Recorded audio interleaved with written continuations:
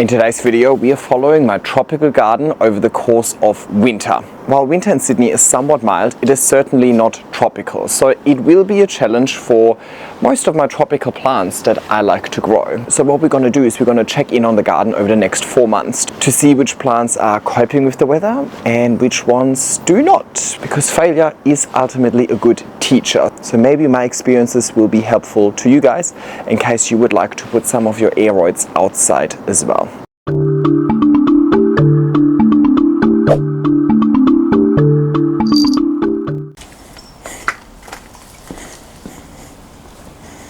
Finally, we can be out here again, huh? Hey everybody, and welcome back to my YouTube channel. Jan from the future over here. Spoiler alert, we survived winter.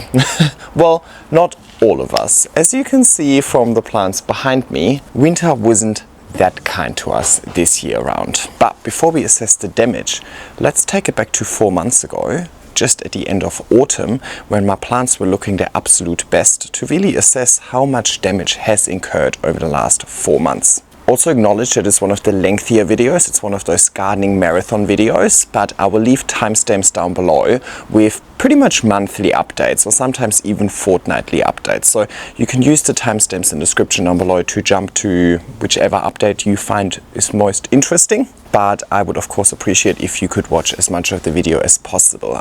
Please also give this video a thumbs up, leave a nice comment down below and subscribe to my channel if you haven't already. But let's take it back to 4 months ago when I started my winter preparation. The winter jacket has come out. Today is the 1st of May, so we're officially starting the not so nice part of the year. May, June, July and August can be somewhat cold. Keep in mind, Australia is a big place. Not all of Australia experiences winter in the same way. We do actually have snowy mountains. There is ski resorts in Australia. You can come and ski here. Over here in Sydney specifically, and then even within Sydney, we actually have different climate zones and so on. I live close to the coast, so I suppose that means that winter isn't going to be all too harsh, right? The more inland you go, the hotter the summer and the colder the winter. So I am not expecting any freezing temperatures in my garden. The lowest it got down to last year was 2 degrees for a whopping one night, but on average it's more like 7, 8 or 9 degrees at night time. During daytime on average 15. We can have really beautiful sunny days with over 20 degrees. That's not a concern, but all it really takes is one cold snap for these plants to go through shock and then potentially rot away. And that's exactly what happened to a few of my plants last year.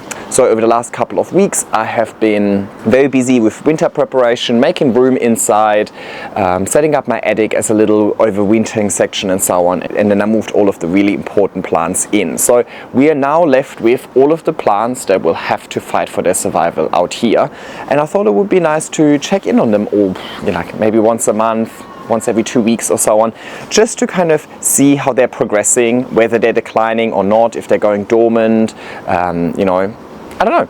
We'll find out, I suppose, what happens. And then hopefully we'll also see which plants come out at the end. Last year I was a little bit late in moving some of my plants in. I only moved them in when I saw visual damage to the plants already, and usually by the time you see visual damage it's a little bit too late. And most of the visual damage was fungal issues, so leaves dropping, petioles dropping, stems rotting and so on, and rot spreads really quickly. So this year I gotten on top of that before it gets cold. Last night was the coldest we have experienced so far, which was 12 degrees.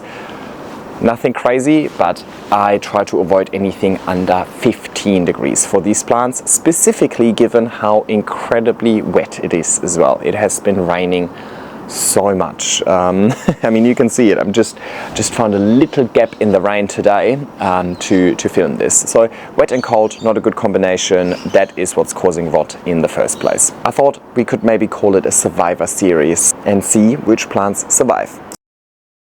Today we really need to get on top of winter preparation. Yes, I am still in shorts because yes, today is going to be a nice day. I think it's going up to about 20 degrees, and it's not raining until the afternoon. Whoop, whoop. The last 3 to 4 days have been very, very rainy, so it has been a little struggle to get on top of all of my winter preparation, and the next 3 to 4 days will be very rainy yet again. By the end of the week, we're going down to 13 degrees Celsius at nighttime, so we're kind of breaking that 15-degree barrier that I don't necessarily love breaking, or that I don't love breaking for the sake of my plants. I personally don't like to break the 20-degree barrier. I need to learn from my own mistakes, and last year I was a bit late in getting plants inside. So this year I'm a little more on top of my winter preparation, and I do my winter preparation before it's actually winter.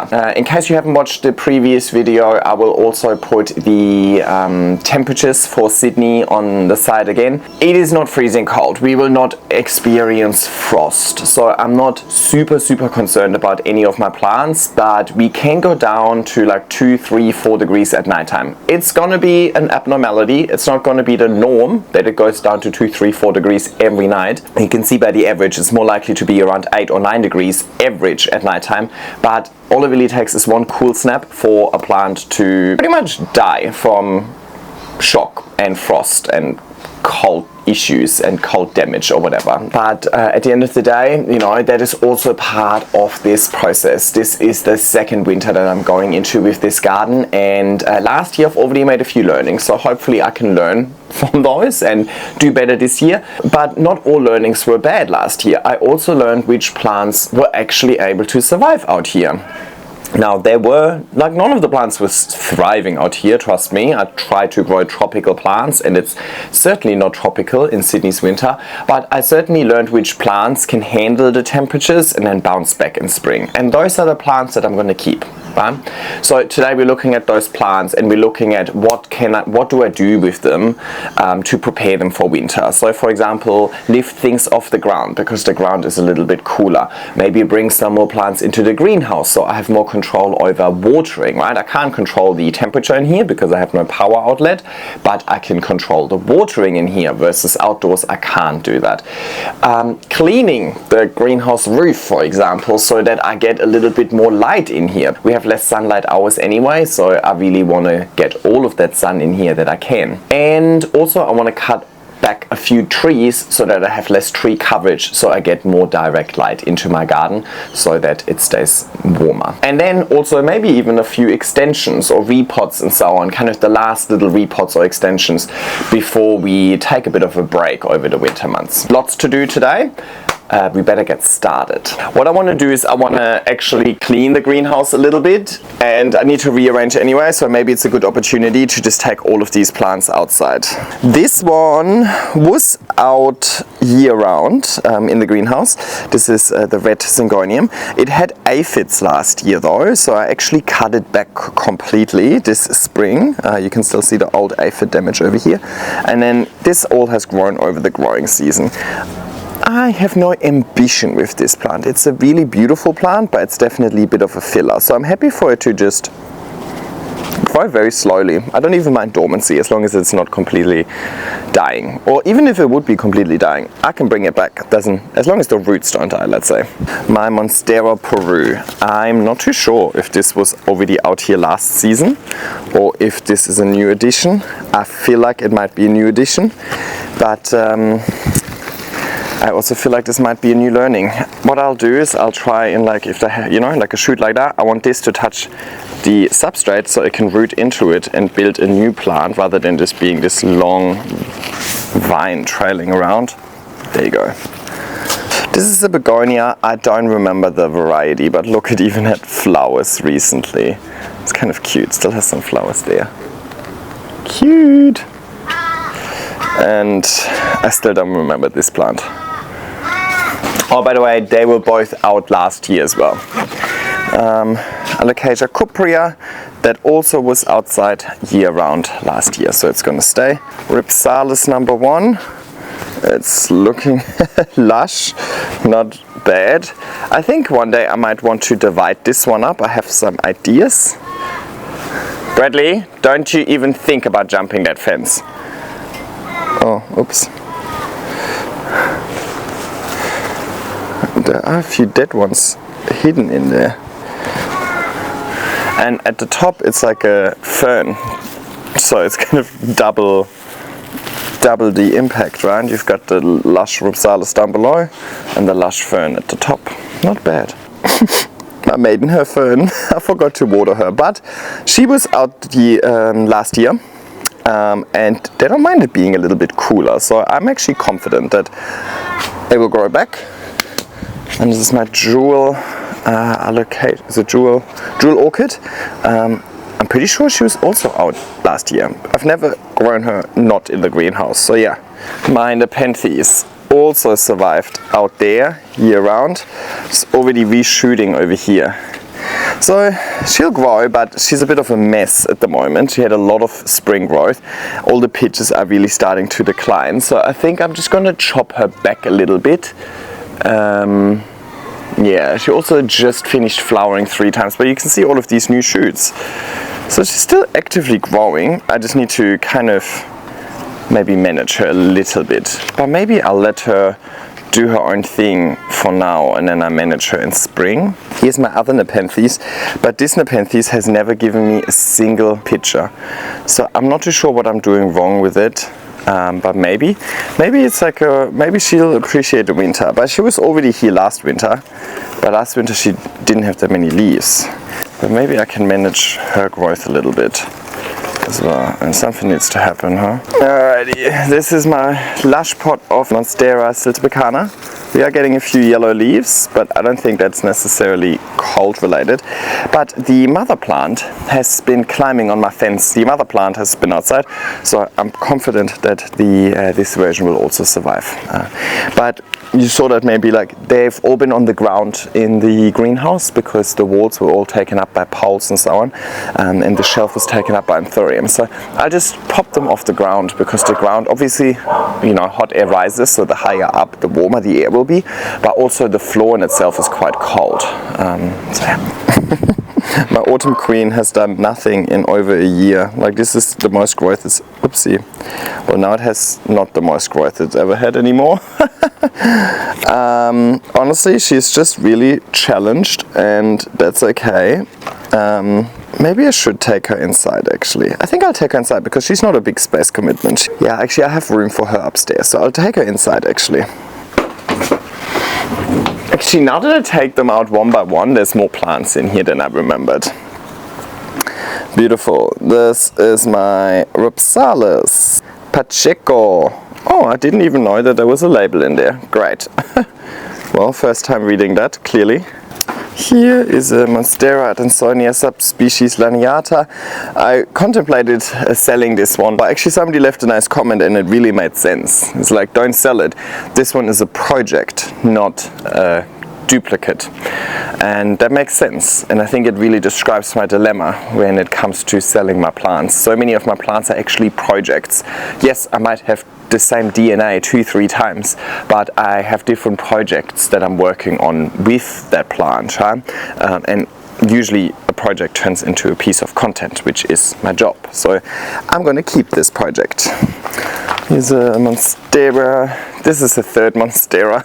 Also a project. I'm running out of Grow Vertical poles, the ones with the green backing, and they don't make the ones with the green backing anymore, so I don't want to give away a plant that already has 2 of my green backed Grow Verticals because they're my favorite ones. I actually like that green color.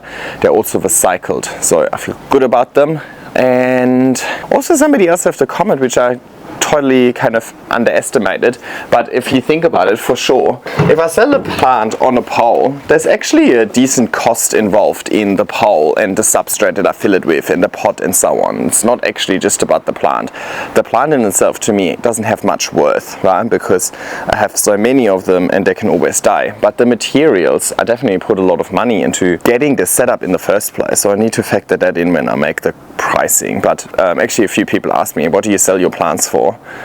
I have no idea. I just gave them to AJ. I never sell plants. I hardly even buy plants these days. By the way, sorry for the noise, the construction is still happening. But I hardly ever sell my plants. I haven't sold any of my plants in, I think, 2.5 years now. And I hardly buy plants as well. And when I buy plants, I buy the teeny tiny tissue culture plants. So I have no idea about what a plant is worth. But it's not about like selling them for much money. It's really about getting rid of them and hopefully somebody else having a good time with it. Fully forgot about talking about this one. This is my Imidrium medium silver, and I have to say it took me a little bit of thinking whether or not I want to put this inside or if it's going to overwinter outside. It overwintered last year, so I feel like why fix what's not broken? It's definitely my favorite in there, so I feel like, oh hang on, shouldn't I make room for this one indoors? I just don't know if I'm going to be able to give this a spot indoors that it actually really likes. Actually, I have one spot in mind that could look stunning. Let's park it on the side. Let's park it on the side and see how we go. Because I do actually have a... Oh, it looks so good. I would hate for that to deteriorate. But then I would also hate to just have a completely empty greenhouse over winter. This is my Monstera saponata. That will definitely stay outside, but I would love to give it an extension today so that she has something else to grow on.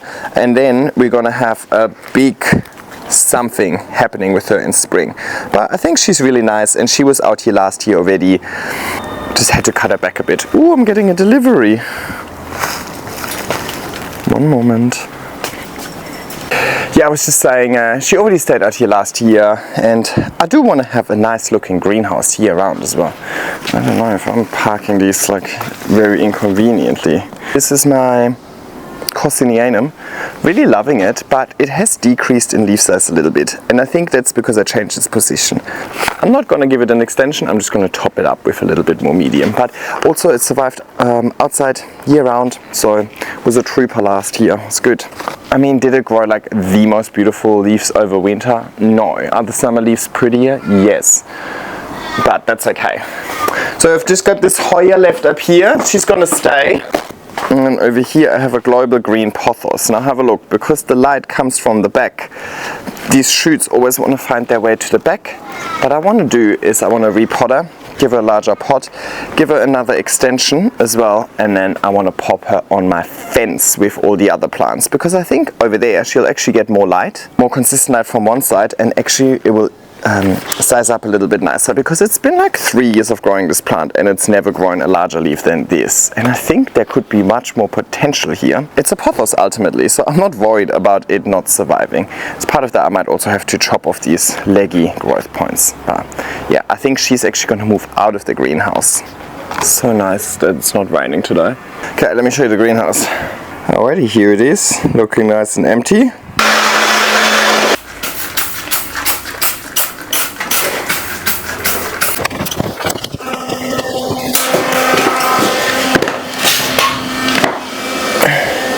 Shit. Guys, look! I sat on the shelf. Okay, let me get new pens. Actually, we keep this open. Look at the baby. Hello! You've got a mozzie on your nose. Hey, you little... Oh my god. Sorry, mozzie, but I will protect my baby at all costs. Yes, Daddy saved you. Mwah. Okay, let's look at some plants. Again, I'll put this one on the side because I want to test something. This one, nothing to do. Just topping this one up with a little bit more aroid mix.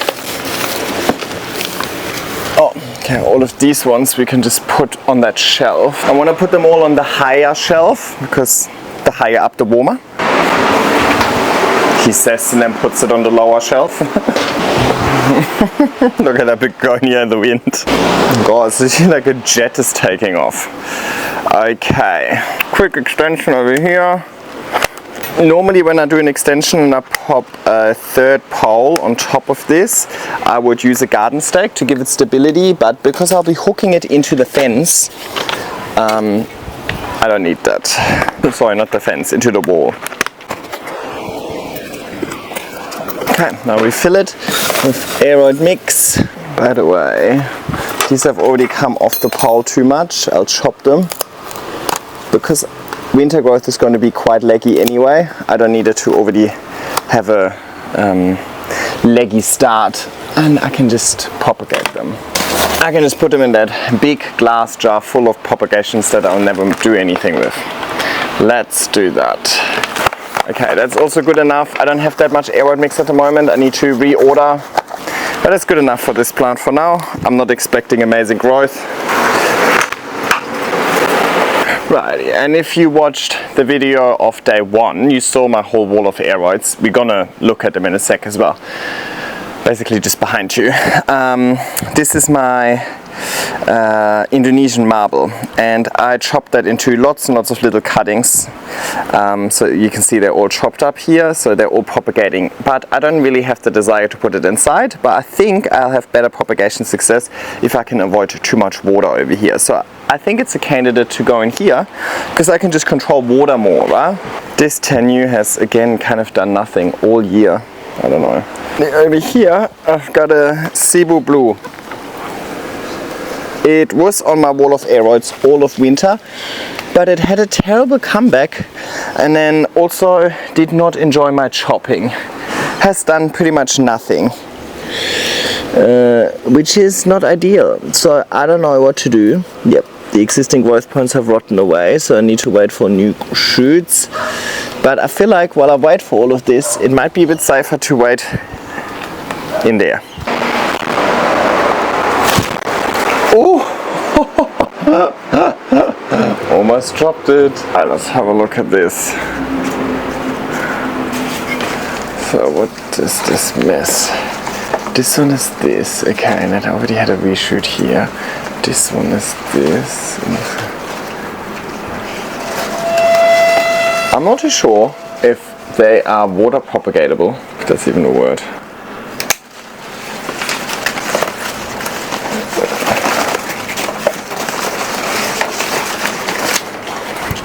But I'm going to try and propagate this in water. What do you guys think? Should I Google it now? Okay, I Googled, and yes I can. So I will probably cut this one more time so I have a few propagations.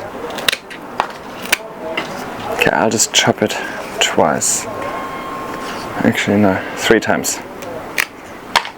Okay, now we gotta hurry up. I'm worried that we're gonna get rained on in a sec. Or like not a sec, but soon.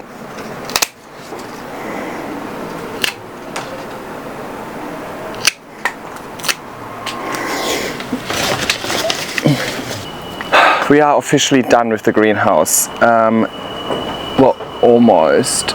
Okay, and there's also just somebody coming to help me. Can you hear this alarm in the background? Somebody's coming to look into that, so I think they probably want to see me. But Timmy's also coming, and he's going to help me with the trees above the greenhouse. But I think we're done with the inside of the greenhouse. Let's close that off. Actually,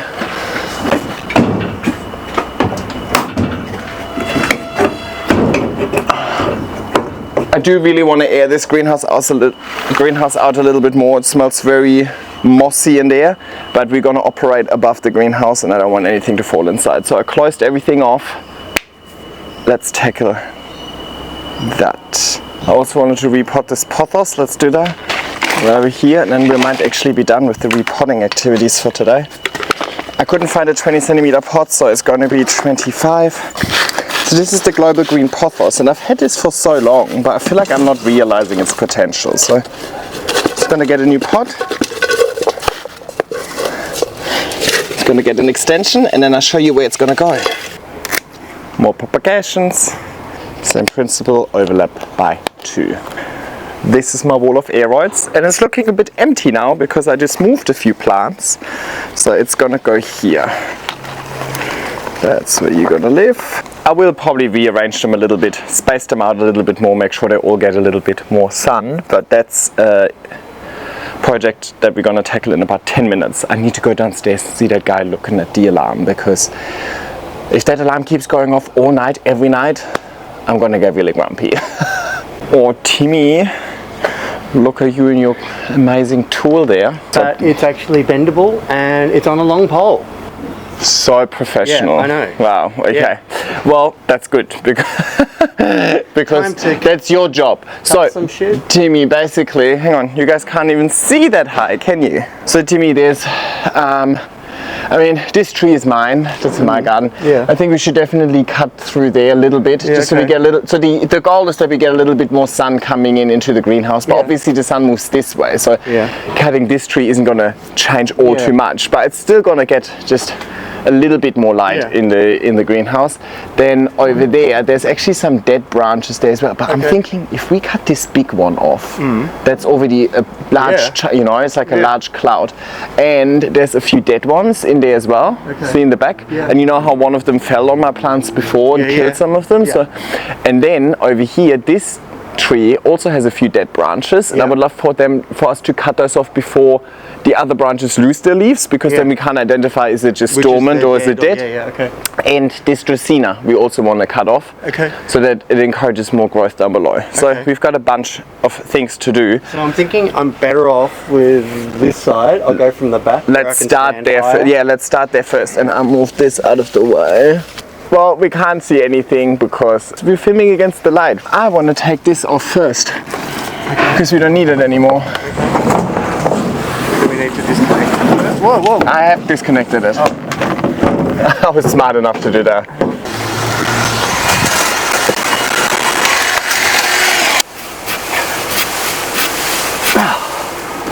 You got this. Be careful. That's a good one to get rid of. Nice work. Do you want to do it? I can try. Remember, let the saw do the work. Just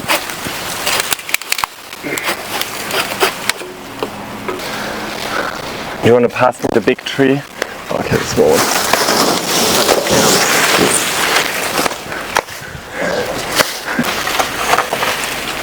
Jesus fuck, this is like a whole tree.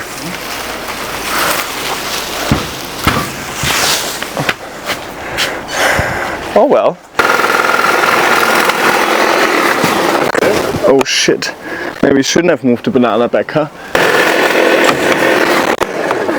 Anything else? the one above it. Yeah, I don't think I can reach that far. Okay. Oh my god, it's gonna rain. I can see the rain coming. Yeah. But it looks so much better already, right? It does. We're cutting this dead Dracaena over there. Coming. Okay, can you push it over to my side? Yeah, come on. That's got it. Oh, it's rotten. Look. It's so rotten. Look at that. Yeah. So rotten. Yeah. I can't believe it lasted for that long. Much better, thank you.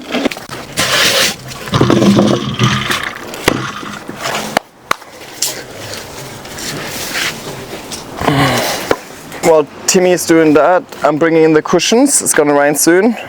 Thanks for your help, Timmy. Have tools, will travel. Nice. Where you get the tools from, huh? Still. Yeah, it was my present to him. I always got to give myself credit where I can, you know, nobody else is, clearly. Such a big difference, but it is getting a little, actually, now the sky's blue again. It was getting really overcast for a minute and I was kind of worried and we just had to panic, and Timmy also had to go back into a meeting. So sorry, filming wasn't a priority, but we've definitely opened this up way more. It feels so much brighter in here, but there's also a mess on the floor, and I have decided that a medium will go inside. Am I doing that? Should I? I think. Clearly, for today, she's got to go inside, and instead, the ring of fire is going back outside after all. But I think greenhouse would be a good option for her. Oh, it is actually much warmer in here. Next thing, we were stuck with this wall. That's what we were doing. Okay, one thing at a time. Let's go. So, ideally what I do is I want to lift things off, or at least have them in a planter where possible. I think that should help with the roots not being exposed to too much cold, because obviously these stones are much colder than the air. I might even consider going to Bunnings buying bubble wrap and covering the pot in bubble wrap. Apparently that also helps insulating the root system and then helping the plant survive. But majority of the root system is also in the pole, so I don't know. Anyway, So where possible, I'm going to put them in a pot. I'm just trying to space out all of these plants a little bit. I don't know if that's a stupid idea or not, but I feel like this way at least they'll have increased airflow. And they're all just hooked in the fence, by the way. Okay, sweet. This one already has a pot. So next up, we have a few plants that will go dormant. And if the plant isn't already suffering, I'm not gonna like force dormancy now. I'm happy to wait until the plant naturally shows me that it wants to go dormant. But this is my Heliconia yellow dancer, and she has had spider mites over the last few months. So I kind of chopped most of the plant back. Now if you want to desperately reshoot, but this is never gonna really grow into something nice again before the end of this season. Does this have a hole in it? Yes. So what I'm gonna do with this is I chopped it right back. What I want to avoid, oh my god, I can't get this. Okay, I can't get this out of its cache pot anymore, but there's a hole in it. What I'm trying to avoid is too much water, so that the Heliconia rhizomes will rot over winter. That's what happened to my Heliconias last year, so I need to do better. So what I'm going to do is I take this and I put it in my greenhouse, because in my greenhouse I can control the water, okay? I can just not water that. So this is a underbench greenhouse thing. It can be in a dark corner. I'm not trying to make it grow over the next few months, I'm just trying to not make it rot. The exact same goes for my Canna Stuttgart. Oh my god.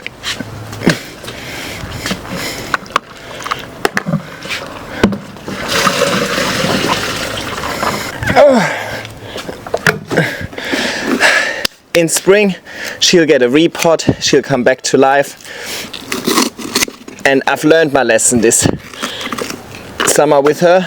I think I need to separate her out and repot her into multiple pots so she has a little bit more room. But all of that is going to happen at the beginning of spring, not now. So again, I'm going to pop her in the greenhouse just for her to stay dry.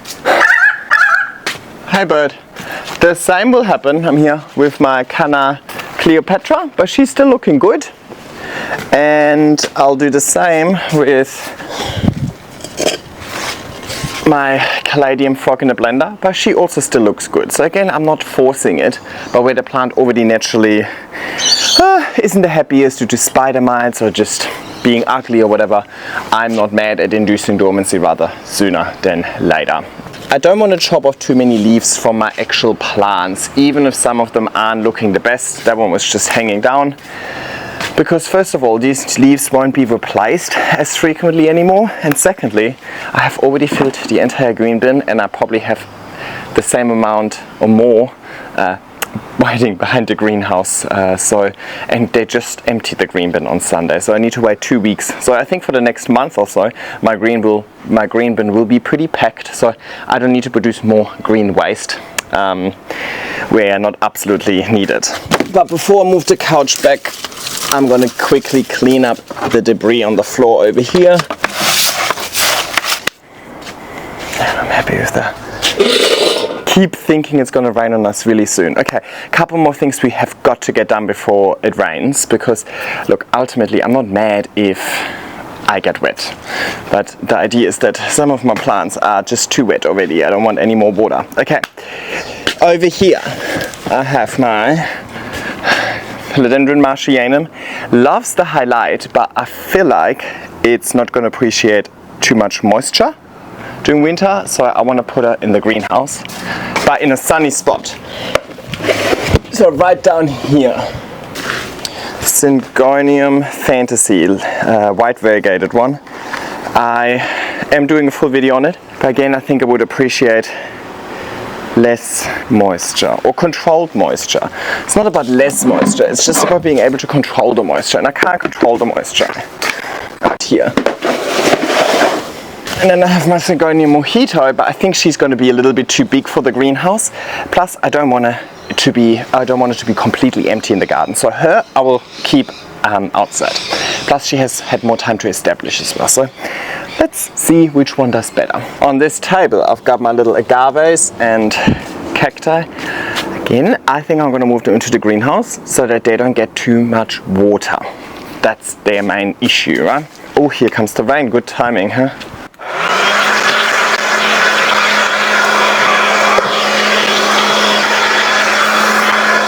And the other thing is, this one doesn't take up too much space, or like doesn't shade the greenhouse too much, but this one shades the greenhouse quite a lot. So I actually would love to move this over a little bit.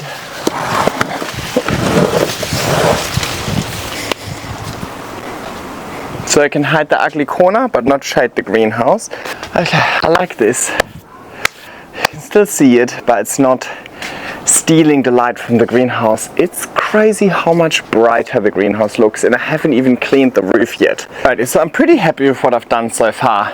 Last thing before I'm giving up for the day, because I'm definitely not gonna, the only thing outstanding is really the gurney. I want a gurney that's a high pressure sprayer, the roof of the greenhouse to get rid of all of the dirt. As I mentioned, I'm not gonna do all too much in this garden over winter. Most of the watering is going to be done by Mother Nature. I provide my nutrients via a liquid, or I put liquid nutrients in my water. That's how I provide nutrients, which means that for the next 4 to 5 months I will probably not provide any nutrients to this garden, which is okay because it's also winter and so on. But I am trying this new product, and you'll hear all about it eventually. It's worm casting granulates. Basically worm castings, but it's just easy to portion them out. So I was thinking, and you probably can't see this, but why don't I just put a little bit of worm castings in all of my poles at the top, you know, where normally I have my water bottle where they fit, because, well, I won't put a water bottle on there anytime soon, but then when it rains and water sips through the pole, these worm castings will slowly be dissolved, and there's some sort of nutrient provision for these plants so that they can still maybe grow a little bit, you know. They're not going to thrive, but I think this way at least I give them the best possible option. And no, I'm not worried about like over fertilizing it. See how that goes. I will actually sprinkle that on some of my other plants as well. I mean, I'm just testing it out, and to be honest, like, there's very little. How am I supposed to know if it actually works or not? You know what I mean? If these plants die, it wouldn't be because of the worm castings, it would be because of the rain. If they thrive, it's then also means it's not a direct correlation to the worm castings, right? But anyway, I sprinkle a few in the garden bed as well. And I can't take you there because you're not. I'll take you into the greenhouse with me actually. Woo. Actually, you can be under this palm tree. Pretty dry under this palm tree. But I'll do the same with the plants in the greenhouse as well. Some worm castings for all of you. Because again, I'll water very little over here. And when I water, I'll probably most likely going to hose everything down rather than coming in here with liquid nutrients. You know what, at the very least it's gonna make me feel better about myself. At least it makes me feel like I'm trying, you know. But I love how convenient it is to just put it on top of the moss pole, and then with watering it's gonna just slowly dissolve. It's basically like an organic version of slow release fertilizer. I could have just put it in my aroid mixer. Oh well. But even then, I think it's going to dissolve. That's also something I need to, not on the carnivorous, they don't like it. That's something I also need to learn, obviously, about it. Like, how long is it going to take to dissolve? So when should I reapply and so on? It's a sample. It's a new product. It's not even available for purchase yet. So I'm just testing it out, and they've asked me to provide them some feedback. So I obviously got to try it so I can provide feedback. Just a really, really quick pan. The greenhouse is looking good. You can definitely see much more light coming through here. The seating area is still looking really good, so it's going to be quite interesting to see how that's going to cope over the course of winter. And then honestly, you can hardly see that I've removed plants from the wall of aroids over there. It's looking as lush as always. The tree above that area will, however, lose all of its leaves, so it's going to look significantly different soon. Anyway, that's the little pan. Let's pan back. I'm pretty happy with our work. So today is basically the stock take video. Today we're looking at all of the plants that just finished the growing season, so they should be looking their absolute best, and then we'll take it from there. So let me show you around. Right, be mindful, everything is a little bit yucky and wet, but this is basically a little pan around the garden. I've got the greenhouse. I just opened the doors of the greenhouse because they were foggy, so you can actually see over here. And then the wall of aroids over here, still looking stunning. And then the last section down here under the umbrella. Let's start here. Now I've got the African milk tree, I've got the jade over here, and I've got the palm. I'm not worried about those. Let's really focus on my tropical plants today. Monstera deliciosa Brazil form, just unfurling a new leaf, looking incredible. I love this form of deliciosa. Was a bit of a hard decision to keep this one inside, but it is quite a space commitment, and it ultimately is a Monstera deliciosa. They grow on the street over here in Australia. So, and this plant was already outside last year as well. So if a plant had a good time out here last year, then it will stay. Next to it, this one is probably the one I'm worried about the most. This is Syngonium Steiermarkii, and this is the first season for it outside. But it is a cool climate, high altitude aroid, so I was thinking maybe it doesn't mind it. Plus, the other thing that gives me confidence is that the botanic garden has one growing outdoors year round as well. So I don't have a backup of this one if it turns to mush, so, and it's grown so nicely. So, you know, no risk, no fun. Epipremnum pinnardum, also a second season over here. Last season wasn't the greatest, and it took very long to come back in spring, but I'm hoping that this season is going to be a little bit better. Last year it went into winter after I chopped it as well. This year I'm not going to chop it, I'm just going to keep it exactly as it is. But again, it's just too much of a space commitment inside. El Salvador, this is just the bottom part, and I have the top growing indoors, so this is kind of just an experiment with very low stakes. Dubia, also spent last year out here already, didn't like it, but also didn't completely die. Pretty much did nothing all spring, so I'm a bit mad at her. But yeah, too much of a space commitment and just not pretty enough to move her inside now. Silta Picana also stayed out here last year and hardly even had any visual damage from last winter, so I'm happy with that. And this one is the Global Green Pothos. First year on the aroid wall over here. Last winter it survived inside my greenhouse, but the temperatures in the greenhouse are the same, just less water. But I'm not worried about water in the moss piles because like they're not, the surface area exposed to the rain isn't that big, you know what I mean? Not like a ginormous pot. Monstera deliciosa. Also, this is just the bottom part of my mother plant that's growing indoors. It is actually growing so much better than the mother plant. Maybe I should switch it around, but not really. This one has already had enough time to build resilience to the outside world, so we'll keep it in here. Again, it's a deliciosa, so it should technically be just fine. I mean, it's looking really good and healthy. I suppose some of the variegator bits could suffer a little bit, but honestly they also suffer indoors, so see how we go. And the bottom part of my Adansonia subspecies Laniata. Again, low stakes because it's a double up, it's a duplicate. The whole idea of these plants, plus the El Salvador for example, was to find plants that can stay out here year round, so always look nice but aren't going to die. So hopefully those two are great candidates for that, because I would love to have a really beautiful garden even in winter.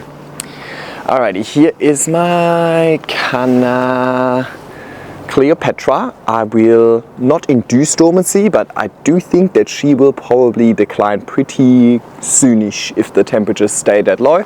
But she also only recently finished flowering, and it looks like she's still pushing out a new leaf over here. So, is it? Something's happening here, I'm not too sure. Alocasia Regal Shields. I'm pretty sure she was out here last year as well. So, and she didn't even go dormant.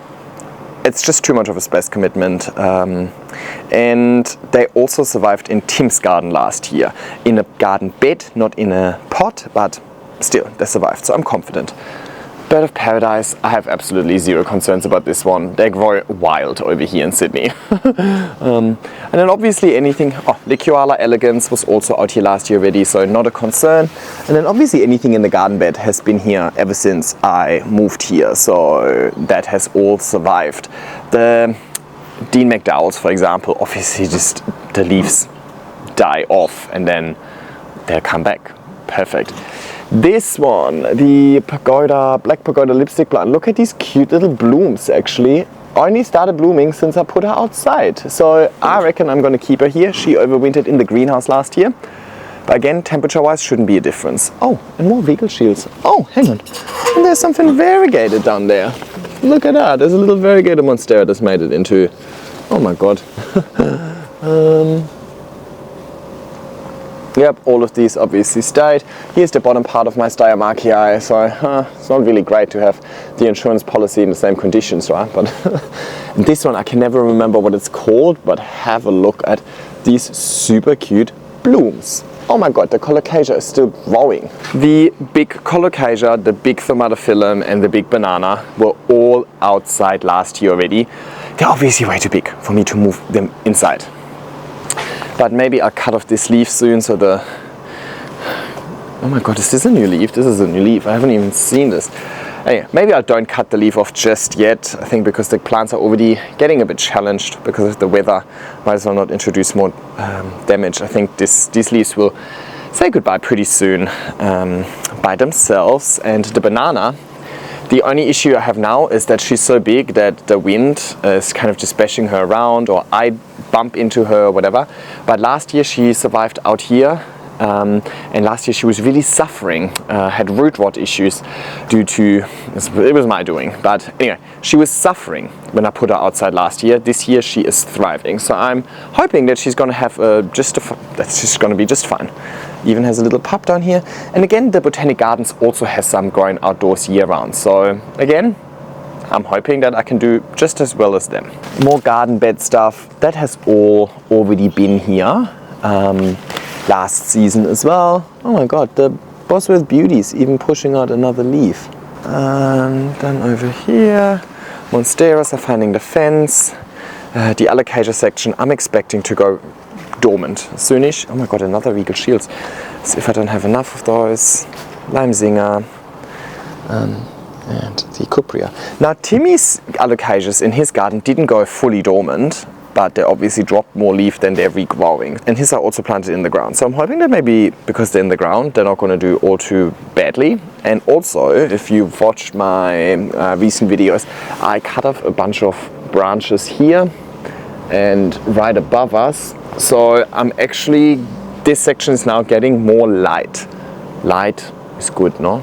I really need to clean the greenhouse. Ugh. But I would love to have a week without crazy rain. Let's actually finish everything outside of the greenhouse first. My Kentia palm. This is not the spot for her. You can't even really see her because she's kind of hiding inside the tree now. Maybe she's going to be too big for my garden in spring. But over winter, when nothing else is really growing that well, I don't mind having a little bit of extra greenery. Maybe I actually just need to push it. Maybe she should just live here, but where's the table gonna go? But if she was here, she would give me a little bit more privacy as well. Anyway, really wanted to show you this amazing new front that's pushing out. It's looking so nice, huh? Maybe I just need to separate her because there's two in there. Maybe if I split them, I give one to Timmy. So there we go. I'm already talking about spring. We haven't even started winter officially. Bromeliad display. I have changed its position so that over winter it gets a little bit more sun. I think the summer sun is just too harsh for it, but the winter sun should be just fine for it. Starting to grow lots and lots of little pups everywhere, so that's great. And I see this is like when I was in a less sunny spot, it kind of just got a bit leggy, no? I don't know. I would love for her to be a bit sun stressed. I think that actually looks really cute. Syngonium Mojito had such a great growing season. I do need to chop off all of the long vines and start propagating them again, and then the plant reshooting, because they're just getting really small because, you know, these vines are too long now. I just kind of keep twisting them around. Have a look at this mess everywhere. But I don't want to do this now. I'm going to do this at the beginning of spring. For now, I'm just hoping that it stays exactly like that all throughout winter. Oh my god, the cat grass got absolutely smashed by the rain, but also by Brett sitting on it. I probably should chop it a bit, huh? Anyway. And over here, Thermatophyllum Xanadu.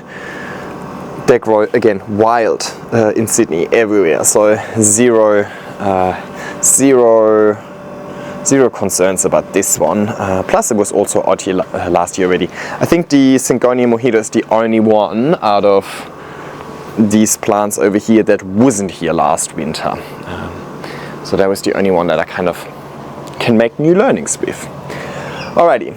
In the greenhouse, the Ring of Fire, also its first year over here, but what I've done is I put them in the greenhouse, because in the greenhouse I can at least control the watering. Again, cold and wet is a deadly combination, so I can't heat it because I don't have a reliable power source over here, but I can choose to not water, so I can at least avoid cold and wet. I can't avoid cold. This one was here last year already, Syngonium erythrophyllum, so not a concern. This one was out here already, the Corsinianum. These are already getting a little bit smaller, but so pretty. So again, not a concern, but I reckon we'll be desperate for a little repot in spring. I was also talking about the Ring of Fire. The other thing I've done is, where I kind of lifted them off the ground, so this one is just hovering a little bit. So, because the ground should be the coldest part, right? So, to avoid that, which is also something I have tried to do with a few of the plants over here. Like, I have put them at least in like a little planter, so they're not directly on the cold tiles. You could also like put bubble wrap around them, but I don't know if I want to really use bubble wrap for that, or if I'm just hoping for the best. Hey, what happened here? That's not very pretty. Okay, Alba Syngonium, not its first year out here, but last year it was a climber. This year is a crawler, or like a clumpy display. So let's see how she goes. But I thought this corner of the greenhouse would be good because it gets light from literally all corners, and that's exactly how I want that display to go. Oh, and here's my Cebu Blue. Was also out here last year. Should be just fine. Last year was actually on the fence. This year I just put it over here because why not? It fit. Most of the other plants on that wall of aroids are too big. Little project over here, propagating a Adansonii. There's just lots of little shoots over here. Again, we'll see how she does. I have a big mother plant inside, so zero concerns.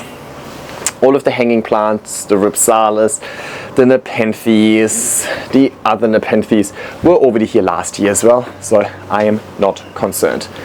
The Hoya, however, is a new addition. Monstera Deliciosa was already out here last year as well, so again not a concern, but I reckon some of these white bits will have an issue.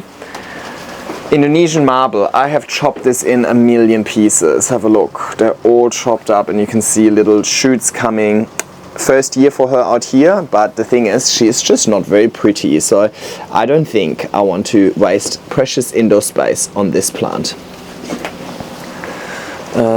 Tenyu has done absolutely nothing in like 3 years now, so yeah, she's not a priority. Fight for your life. Monstera Peru, I think it's first year out here. Siltepecana, this particular Siltepecana, the first year, but I mean it is a propagation from the one that's on the fence, so it should have an easy time over here, I suppose. Alocasia cuprea, also its second season out here, so I think it will be just fine. And again, I have my ginormous backup indoors, so whatever. And Martianum, I do believe, was in the garden last year as well. But last year, I didn't really care about this plant, so I didn't really know where it was, to be honest. I have no recollection. This year, I very much care about this plant. I think it's so stunning. I think it's so cute. So let's see how that goes. Also, you might have noticed in a lot of pots I've got some worm casting granulates in it because I'm gonna do very little watering over the course of winter. So this is kind of, and normally I provide nutrients with the watering, so this is kind of my nutrient provision without having to provide too much liquid, right? It's like slow release fertilizer, but in worm castings. Begonia Silver Queen, somebody told me it's called. She likes to flower when it gets colder as well, very cute. Also was out here last year already, so not a concern. And I also put my cacti in here, not because it's nice and warm in here, but because again I can control the water levels.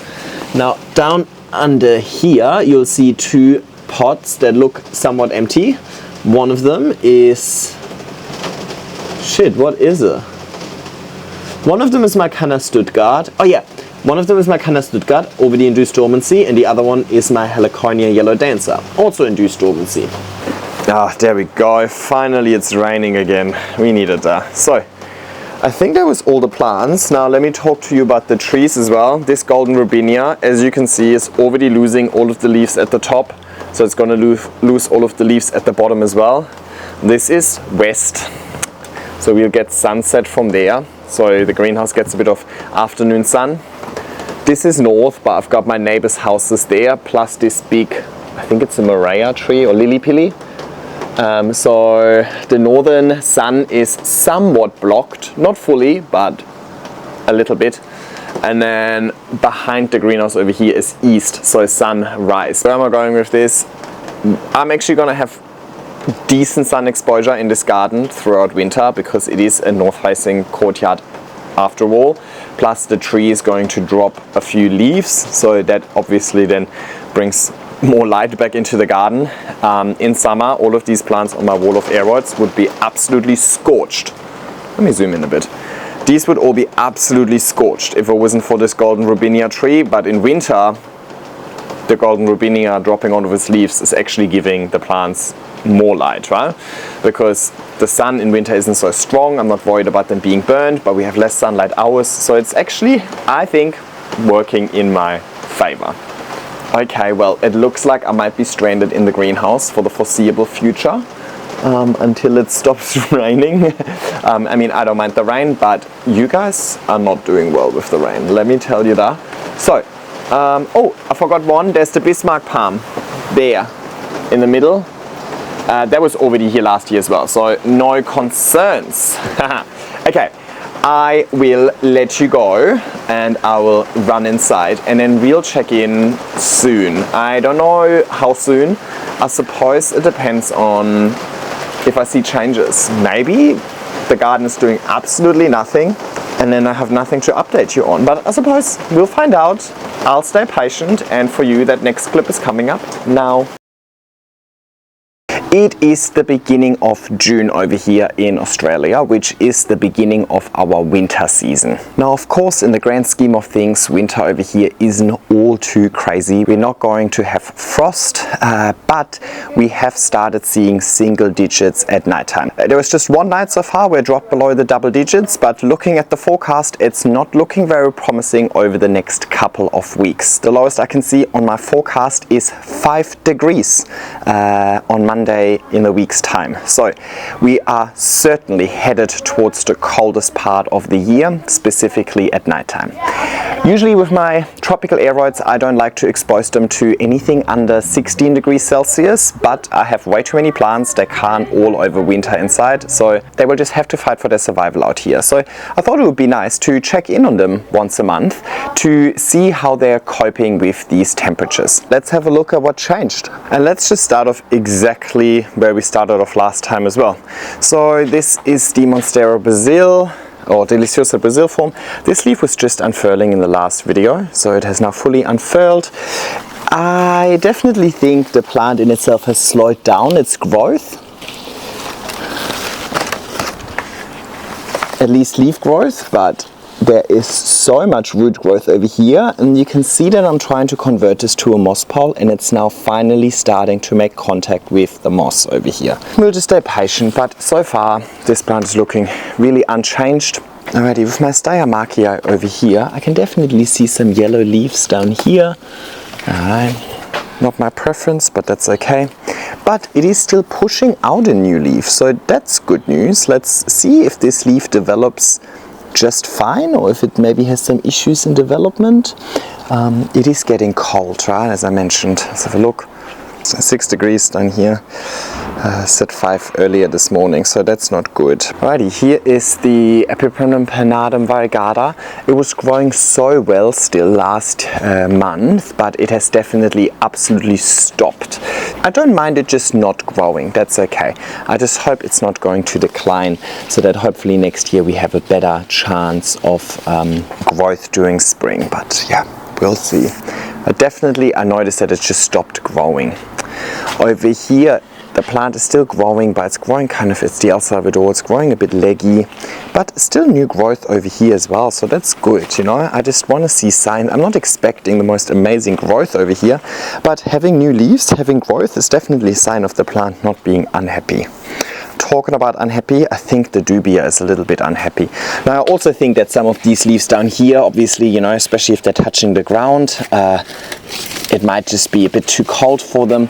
But I also can't really see any growth over here. But I have noticed though is that this growth point has actually grown into the moss pole, because I have a little gap here, which was a bit stupid. So I'm not too sure what's going to happen with this, if this will ever come to the surface or not. But yeah, I am a bit concerned about my dubia. But Tim has 2 of them, so he's got a backup for me in case this one doesn't make it. With my Siltepecana, I'm not concerned, she'll be just fine, but I have definitely noticed just a few yellow leaves. But that doesn't necessarily even have to be winter related, you know. I don't know how old these leaves might be, but chances are it is winter related, right? The global green pothos or emerald green, I'm not too sure which one it is actually, it doesn't really matter. I can just see new shoots over here, but yeah, you know, first year for this one outside, so see how we go. My Monstera deliciosa, however, is actually still actively growing. It's pushing out this leaf, and you can see there's decent variegation in it.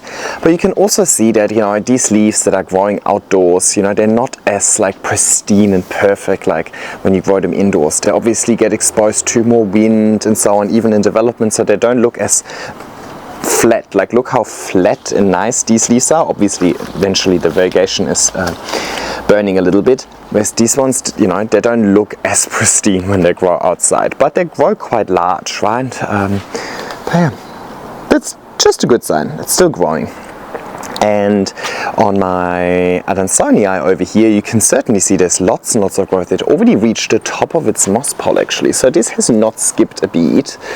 And you can see that all of the lighter colored leaves are obviously the new ones. We're not gonna get mature leaves over here anytime soon, but that's okay. It's still growing, so let's hope it stays that way. I'm actually quite surprised at how well this plant is still doing. I mean, it's not actively growing, but it hasn't declined yet. This is kind of Cleopatra, and yeah, I mean, I was expecting her to be dormant by now, but I'm happy to keep her lush as long as she wants to be lush. That's all good with me. My Regal Shields hasn't done much. I mean, look at the size of this stem, but there's not many leaves to show for actually. I just feel like it's mainly just stems at this stage. Not too sure what it does, but yeah, I don't know.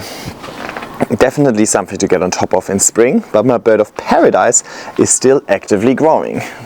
Look at this leaf coming out here, and then obviously this huge leaf that is just unfurling, the biggest one it's ever had.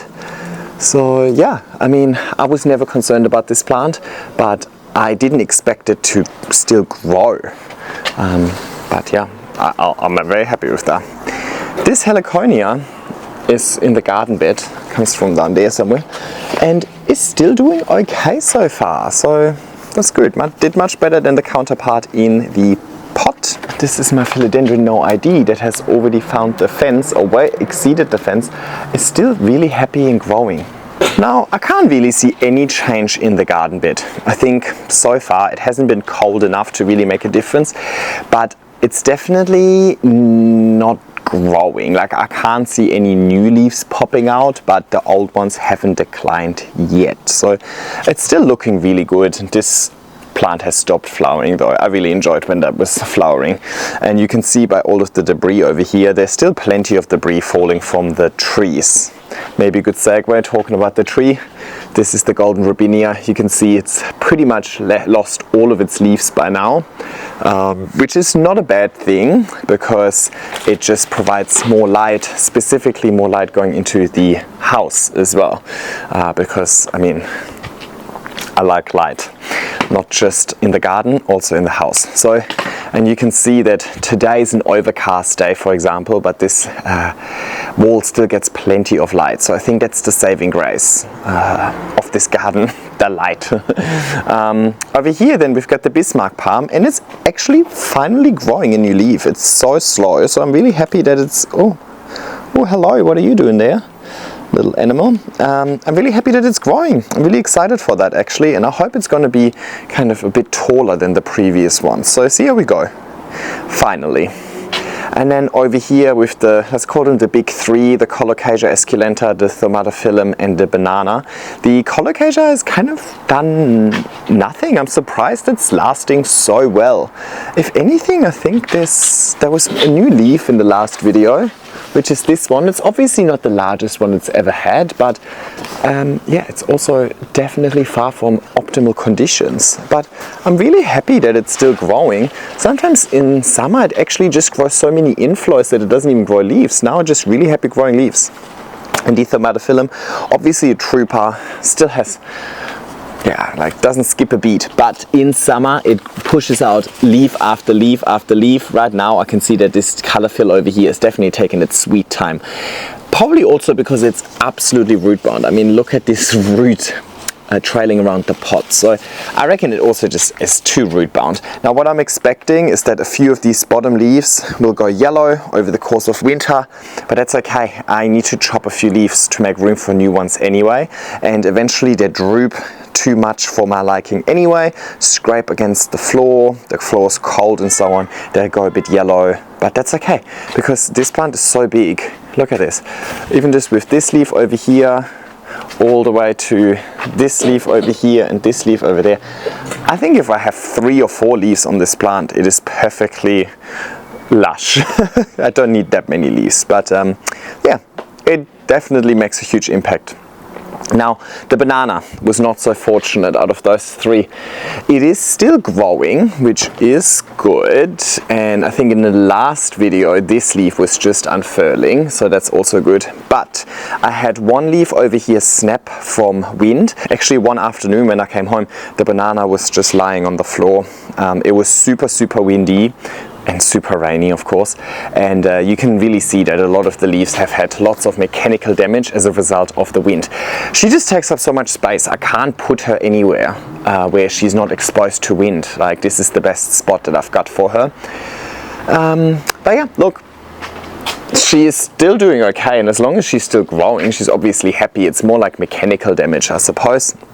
And the little pup down here is also still actively growing, and is obviously a little bit more protected from the plants around it. So I'm very happy with that. Right, the garden bed over here basically looks unchanged as well. This leaf was just unfurling in the last video. It has unfurled with absolutely no issues whatsoever. Very happy about that.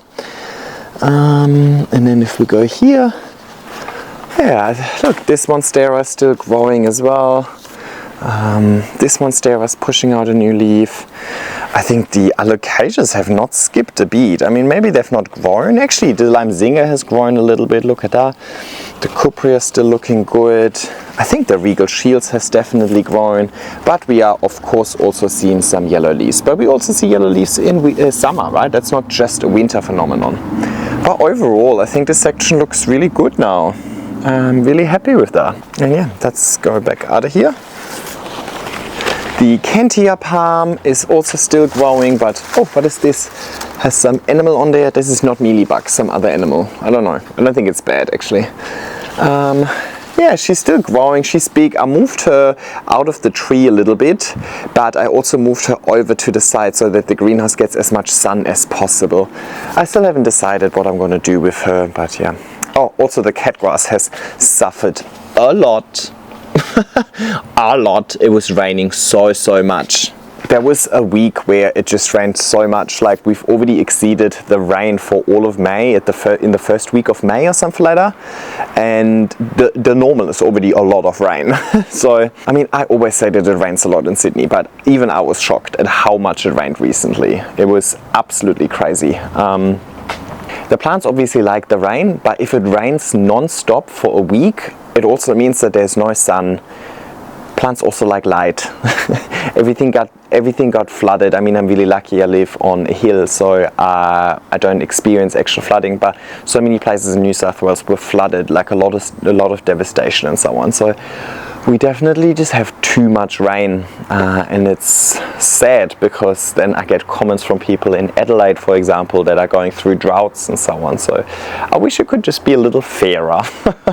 Anyway, I didn't have this when I filmed the first video, I think, but over here is like a little herb garden. I went to like this event and they made us do a herb garden, and yeah, just some parsley and some chives. But they're obviously liking it actually, they're growing quite a lot. And the bromeliads are also liking it. I can see more and more pups coming out everywhere, but obviously this is a kind of really slow climbing display or a slow growing display, so I don't think you can really visually see any change. I also have this orchid at the top over here, and I do think this is the first little bit of growth that I can see.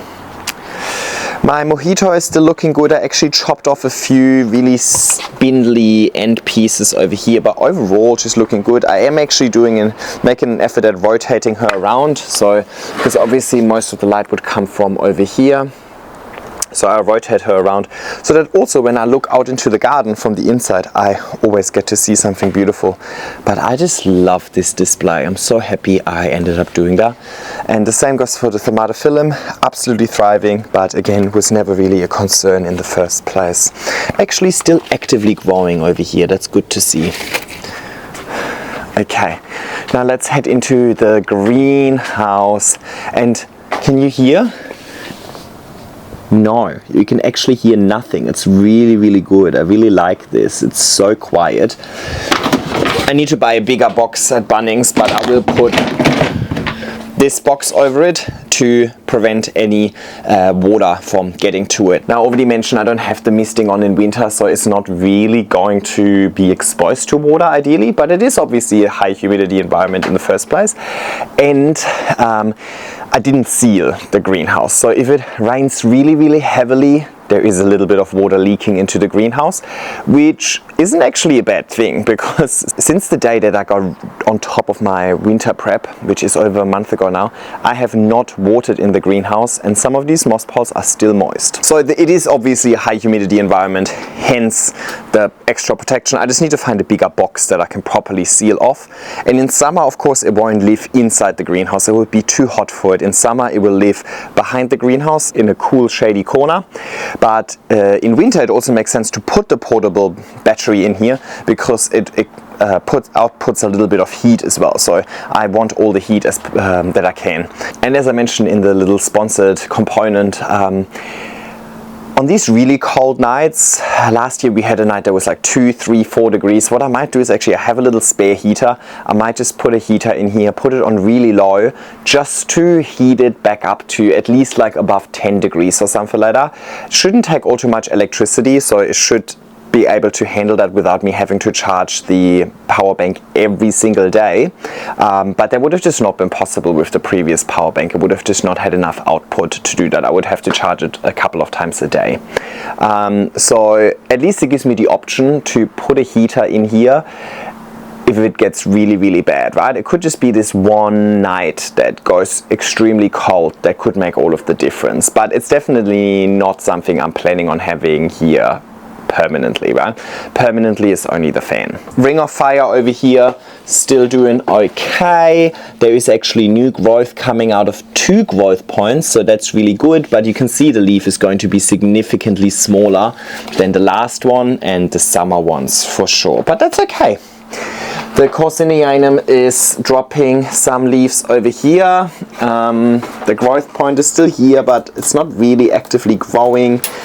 Probably also because I'm not providing enough water, but yeah, I'm being more conservative at the moment. But this one looks a bit dry maybe. I put the bottom part of my Chironia out here just to see how it goes. That's a new addition actually. And yes, ambitious, but YOLO. And the Cebu Blue has done absolutely nothing. Absolutely nothing. So I'm a bit concerned about it actually, but maybe it just means I have a big project coming in spring to get it back to health. Have a look at this, for example. The moss pole, you can hear it a little bit, but it's still moist because it just gets topped up by the rain a little bit, and it's just cold and humid in here, so there's no water, so there's not much water evaporating in the first place, and the plants aren't growing, so I'm having a really easy time in here. The Syngonium, I do think there are some new leaves. These would look like they're new, definitely younger than a month over here, so it is still growing, but definitely slow. But you know, again, we're not aiming for speedy growth over here. We really just want them to survive. Alrighty, yellow leaf over here, again, just one that's not really a concern. And we actually do have new growth on the Subpanada over here, but again, significantly smaller than some of this summer growth over here, for example. The Indonesian marble, we're obviously not expecting amazing growth because they're all still being propagated, but I do think that every single one of these shoots has grown a little bit. Oh, this is even a leaf, look at it. And of course, in good old Indonesian marble fashion, it's a bit deformed, but that's okay. Yeah, okay, some yellow leaves is here as well, but that could also be a result of the propagation. Another Monstera Deliciosa Variegata, and again growing and actually showing really nice variegation. Ooh, I'm excited for that one. So yep, happy days. And the Tenue is actually growing a leaf. What is that? It hasn't grown in like 3 years and now it wants to? Odd. Weird decision. Alrighty, the Peru is not looking very happy, I have to say, but you know what, maybe it's just time to say goodbye. But the Siltepecano over here is still looking good. You can see the lime green leaves are all new, so there's still new active growth on here. And my Cuprea down here is also looking good. I haven't seen new growth. I don't think these leaves are new, but it's looking good, right? And the Martianum has actually pushed out this leaf. I would say maybe a little bit smaller than the summer ones. The summer ones were really wide, really thick and round, right? This one looks a little bit more elongated. Changes in leaf shape can just be a result of conditions. This is not narrow form and this is round form. It's the same plant, just grown in different conditions. But there's still an active growth point over here and lots of root growth that I should really put back into the pot. I actually bought a new Alocasia, a Stingray, and then I realized, oh hang on, it's winter. But I'm just gonna see if she wants to survive in the greenhouse or not. I don't think anything happened here. Oh, no, you can see a new shoot here. Look, because I heavily chopped it back in the last video, right? So, yeah, new shoot here. I think there's a new shoot here. You can't see this here. Yeah, it's looking good, but again, I just want her to survive winter, right? Not thrive necessarily. And the begonia, yeah, has dropped all of its flowers. And down here are the cacti. I actually think the cacti are doing really well. I'm not too sure if they have grown or not. It's hard to say with cacti, but I enjoy that I can control the water. Oh, and then over here, this was my Caladium frog in a blender that I have induced dormancy for, but I think it wants to come back already. Look at this, there's I think a little shoot. Oh, and the Canna Stuttgart also wants to come back, but not yet, girl. Wait, stay patient. Oh, and I'm also right in front of the fan, which is probably going to be a little bit loud. Syngonium erythrophil, red arrow Syngonium is good enough. Still growing, so that's good. Of course, the winter growth is going to be small, and most likely I'm going to chop it off. I mean, look at this. Oops. Most likely I'm going to chop it off in spring, right? But at least it's growing. I just want to see signs of the plant being not unhappy, let's put it that way. Actually, such a nice day today. I'm not mad about it at all. Alrighty, and that concludes the tour. So far, so good, right? I think there's definitely still signs of active growth, which I'm really happy with.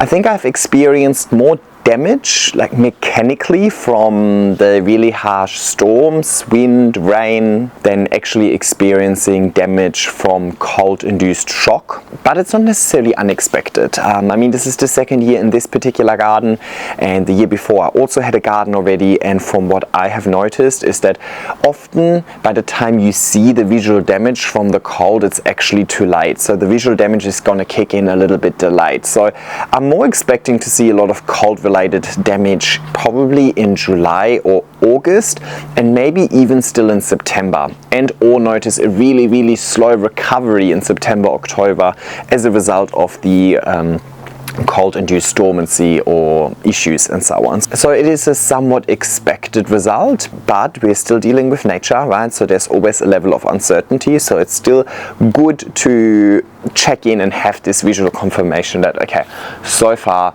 so good. There's no alarm bells going off here where I'm like, oh, I think I should move this plant inside. I think so far everybody is still kind of happy. Alrighty, and let's quickly check out the garden as well, but I don't want to spend too much time out there because the neighbors, different neighbors now, because, well, once one construction ends, the other must start. They're building a new fence. So it's kind of loud out there, but let's have a really quick browse anyway. Obviously out there I didn't do anything, I didn't ask my housemate to do anything, but it was very dry, which I didn't anticipate. Last winter it was so rainy that I didn't manually water my plants all of last winter. This winter I have already watered 2 or 3 times manually, and we're only halfway through winter. So it's much drier this year. So I should have probably asked my housemate to water a little bit out there, but then cold and wet is also a really bad combination. I don't want her to water and then it goes down to 2 degrees and so on. So I feel like it required a little bit more nuance that I didn't necessarily want to put on somebody else. But anyway, let me put on shoes. Yep, the really ugly green ones. Sorry guys, it's gonna be loud. Okay, it's super annoying, but they might never stop. Let me have a look at here. The Adansonii, definitely you can see the plant going a little bit yellow, specifically towards the bottom. But it is the first year for this plant out here. I'm not too sure if it can handle the cold temperatures. The Deliciosa should be fine, and so far so good. But definitely these leaves that are unfurling for months now, right? So yeah, and existing variegation going bad. My Silted Pecana is looking really bad, much worse than any of the other plant, which is weird because this plant already survived out here last year. But then it made me think that, you know what, all of these yellow leaves are probably leaves that have now already survived over a year. So they were already here last winter, because most of the new growth just escapes everywhere. And I end up cutting it off. I think I need to get better at redirecting the growth back onto the pole, because the pole in itself, all of the leaves on the pole, are now just really old. Plus, I think it might have dried out a little bit too much. I don't think this is necessarily cold induced. Dubia, however, I think this is cold induced for sure. It's not happy. El Salvador seems to be happy, still growing, not finding the pole though, but that's okay. I'm happy for it to go wild.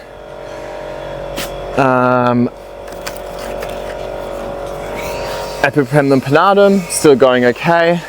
And really sad, I feel like my Syngonium Styamachii, the one I kind of like the most, is definitely showing cold damage. Look at that, that is not good. These leaves are gonna go yellow and yellow and yellower. And this new leaf has now been unfurling for over 5 weeks. So yeah, I think it's well and truly stunted. But the Deliciosa Brazil form is going amazing. Over here in the rest of the garden, I actually haven't really discovered any casualties, like at all. Even the crawlers are still there. So I'm surprised, but yeah, I think it might take a little while longer for all the cold damage to really kick in. Same over here, the Syngonia Mojito is still going fine, the Fermatophyllum is going fine. The bromeliads are actually going really well because they're getting lots and lots of sun and they don't seem to mind the cold. Let's have a quick look at the greenhouse. It's doing okay. Obviously no growth. A few older leaves are going yellow, cold damage. but nothing like shocking, right, in here. I mean, again, this is a new leaf that has been a new leaf for months now. It's just not really doing anything. But as long as it's not dying, it's fine. Okay, not bad. Oh, this Adansonii is, I think, dead. Oopsie. But not too much to update you on in here. Sadness, sadness, sadness, my banana. The problem with the banana is I don't even think they're cold. I think the problem with the banana is really just it's so exposed. Look at that. We had a crazy storm 3 days ago. It was like cyclone warnings. People were sent home from work. It wasn't that bad, but it was definitely stormy. And these leaves are just so exposed and kind of finicky, right? If this snaps, then the whole leaf is messed up. Like, so I have a few, it's all just mechanical damage from the wind, but I just don't know how to shelter this plant because she's so big, right? And on top of that, we also get some older leaves and cold damage. So, and this new leaf over here has also been kind of stuck in development for weeks now. So it's not really like unfurling in the rate that it should. So anyway, it grows so fast during spring, so I'm confident it can make a good recovery. So overall, I have to say, the garden is looking super, super lush still, right? Like really can't complain. But if you're looking a little bit closer, there are early signs of cold damage. And I wonder how much of that cold damage we'll realize before we're heading back into spring. But let's go back inside because despite it looking sunny, hey, Bradley! Okay, you can play in the garden a bit, yeah? Bradley, I'm gonna go back inside because it's too loud. Okay, we're keeping him out there. So, overall, not too bad. I think the plants are coping fine with winters. Hang on, the baby. Bradley, I can see you. Hey, he thinks because the door's closed I can't see him. Bloody hell. Hello, welcome back to my garden. It is a nice sunny day today and it is a Sunday, which means my neighbors are not annoying the absolute living daylight out of me with their ongoing construction. So I thought, perfect timing to spend a little bit of time in the garden, clean up the garden because we've experienced a little bit of winter damage and yeah, make it look as good as it can look during the middle of winter. Technically, it is exactly the middle of winter. We are halfway through July, and June, July and August are considered winter months over here in Australia, specifically in Sydney, Australia. We do have 4 seasons. We are quite lucky that we aren't quite getting exposed to freezing temperatures, but winter is not defined by it being freezing. Winter is actually defined by it just being the coldest one out of the 4 seasons. During the night, it usually goes down to single digits. The coldest I've seen was 2 degrees. During the day, right now, for example, it's 16 degrees, so definitely not cold, but I suppose 16 is the maximum. And usually I don't like to go below 16, so 16 should really be the minimum, not the maximum, but so be it. As a result of that though, I am definitely seeing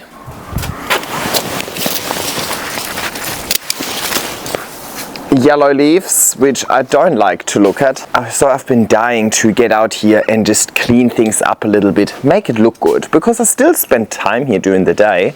I still look out into the garden a lot, so I still want it to look nice and spark joy. So, you know, out of sight, out of mind. If I chop off all of the things that went wrong, then it didn't happen, right?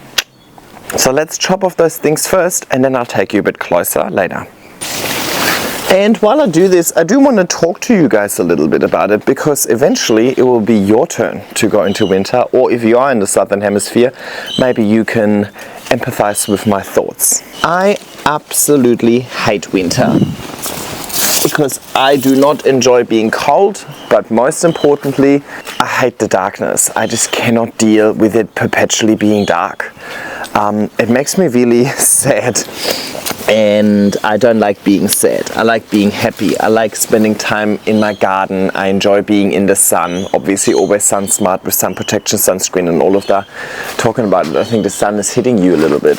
That's fine. So winter is my least favorite season by far. It's a bit of a struggle every year because I feel like I'm getting seasonal depression. And by the way, this plant is doing really badly. The Stiltepecana. Look, there's lots and lots of yellow leaves everywhere, which is a bit of a surprise because this was already out here last year, but I'm thinking these are just really old leaves. So I'm not super concerned just yet, but I need to make a conscious effort to get vines to grow back onto this pole to create a lush pole, because all of the vines are just going off in all directions. And I know a lot of people suffer through seasonal depression, and I suppose maybe in the northern hemisphere in really cold countries it would be worse, but you always got to see things in perspective, right? So I mean, that's how your brain works. You know, all of these pictures where, for example, you see two squares and it looks like one is white and one is black, but if you remove the surroundings, turns out they were actually both gray. Your brain just perceived it white and black based on its surrounding, and exactly like that with temperature as well. Yes, on paper it is not that cold. There's many countries that have way worse winters, but in comparison to what we're used to, and also in relation to how our housing and the whole infrastructure is set up, it feels way worse. You know what I mean? I feel like Sydney is definitely a city that is supposed to be enjoyed in the open. You're supposed to enjoy the nature. Like most restaurants have like 50% outdoor seating and things like that, and then suddenly for 3 months of the year it is so cold that it just feels out of place. Like it just feels like we didn't expect it to get that cold, so we didn't build infrastructure for that type of temperature, yet we experience 3 months of that cold every year. So it feels a bit weird. Feels like we're a little bit underprepared, even though we should be more prepared. So it's really just in comparison to what we're used to and how we're supposed to enjoy the city, the winter months are just not it, at least for me. Oh no, this is looking really terrible. Let me show you this real quick. Nah, these leaves are going very yellow. Not happy. The ones on the top are looking okay though. It is this plant's first year out here, so I'm not 100% sure if it's going to survive, but by the looks of it, it's not going to survive. And then I'll also chop off a few of these really ugly Canna Cleopatras. I'm surprised they lasted that long. They should have already been dormant by now. Now, the other thing that I think makes winter a little bit worse for me recently, or over the last few years, is that I used to have a full-time job in finance, and during winters also end of financial year. So I used to always just be really busy during winter with my other job, to the extent where I hardly get to see the sun, right? Like I was always just working the whole sunlight hours. It gets dark at like 4:30 or something like that during the height of winter. And I suppose as a result of that, I didn't, especially because I worked from home a lot as well, there was just full-on days or weeks where I hardly left the house, so I didn't really experience winter much. It didn't really bother me that much. But now that my job is to grow plants, and a lot of my plants are out here in the garden suffering during the colder months, indoors they're not suffering as much because obviously I heat the house and so on. I just feel like I'm more aware of winter. Like I check the temperatures every day, you know, which is something that I used to never do. So I just feel like I'm also just consciously paying more, I should also feel like I'm obviously paying more attention to it, and you know, that kind of feeds the beast. The more attention you give something, the more you focus on something, the more it can annoy you, right? So I'm kind of annoyed at myself for giving the weather such an importance in my life. And I'm just like, why am I so dependent on the weather? And then I realized, you know what, I'm just a glorified houseplant after all, that's why.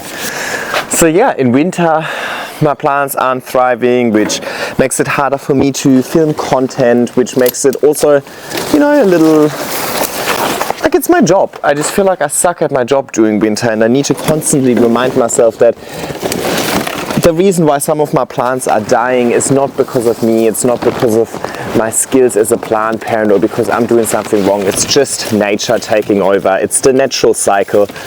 But it is obviously not the motivating part of the year. And I'm sure most plant parents can kind of understand, right? It's harder to feel motivated to keep going with this hobby in winter when everything goes downhill. By now I kind of embrace my failures as well, and I want to show you my failures as well, so that you guys realize that it happens to everybody, even to somebody who seemingly lives in a perfect climate, who can do this full time. My plants still suffer during this season as well. Oh my god, look at all this dirt behind this couch. I think we're gonna get rid of this today as well.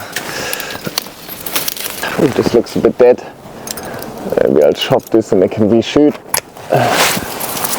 I'll try and make the best out of this season, and instead take a bit of time for me as a person, because in spring, summer I'm so busy with the channel and with my plants and so on. So this time of the year is the perfect time for me to focus on myself a little bit, spoil myself, not be so harsh on myself, and so on, Take a bit of time off. So this banana got absolutely smashed by winds. These leaves are on their way out, or they got snapped off like this one, or they just got completely destroyed like this one over here. Or if you look at the smaller plant down here, the one that's more protected because it's not so big and not hidden down below, that plant isn't suffering at all. So I think it's not necessarily the temperatures that are wrong with this plant over here. I think it's very much just mechanical damage, and that's okay. Well, I'll leave those 3 leaves, otherwise it's going to be sad. This leaf in itself, for example, took a month or so to unfurl. So I feel like in winter I'm always a little bit on the edge, and then sometimes there's small things that can really tip me over. For example, at the beginning of winter, first my phone broke. It just didn't want to charge anymore, so I had to go buy a new phone because I use my phone a lot for work. Then my gimbal broke, so I had to go buy a new gimbal. And now my microphone broke as well, and that is on top of my computer breaking at the beginning of the financial year. And my camera broke as well, that I had to get repaired. So last financial year, literally every single piece of equipment I use for filming broke at some stage or had some sort of issues. Okay, let's go into the greenhouse, let's have a look in here. I'm charging my solar panel. That has actually been working so well. I only charge it once a week, and before the fan was so unreliable and it would turn itself off all the time and so on, and the previous company told me that it's because of the fan, not the battery. But ever since I'm using the new Jackery battery for my fan, the fan never turns itself on or off. So it's much more reliable. Oh my god, I don't think this is really liking the cold, is it? But I have not set up the solar yet, because we are not getting that much sun in here, or the sun that we do get is quite low. It's not super high up in the sky, so the impact angle is not really that impactful yet. So I think that's something I'll probably set up in August, so next month. Anyway, I personally had a great time in Bangkok in the plant fair, and I really enjoyed it, and I would love to go back, but I'm not too sure if I'm ever going to be invited again. But really helped breaking up the winter months a little bit. So if I have something to look forward to, it very much helps my brain get excited. So having Bangkok to look forward to already eases my mindset going into winter, because I know, hey, I don't need to just freeze for 3 months straight. There's a little break in between, and then obviously the break in itself helps. And yeah. And next week I'm flying back up to Brisbane. It's winter over there as well, but they're a little further north, so they're a little bit warmer. And so hopefully I get lucky with the weather, but also just being out and about, doing something different, switching it up a little bit, just kind of helps me, gives me something to look forward to. It has been a really dry winter actually, but I've hardly been watering in here. I mean, nothing is really thriving, but the goal is for things to just not die. Ideally, I think that's really what I'm after. Okay, Timmy's not picking up. I wanted his help because see this Dracaena, this one and this one, they're all looking very dead, and I already cut one in between and the stem was completely rotten, so I'm assuming it's the same for these. Timmy's the one with the saw, so I'm gonna go in with a bread knife. So these shoots are healthy, but this one at the top looks very, very unhealthy. And I'm assuming when I chop here, this thing is probably gonna be rotten. Actually, that bread knife works pretty well.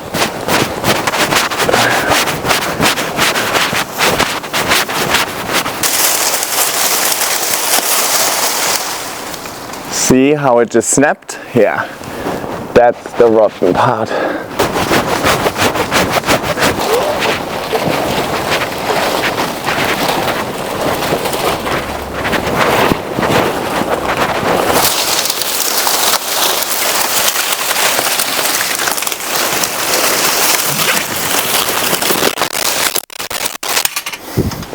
Success! Let me quickly check if council picks up green waste tomorrow or next week, and then let me book it. Bummer, it's next week, but we'll keep going anyway. Oh wow, this one is really thick. Whew. Getting hot here.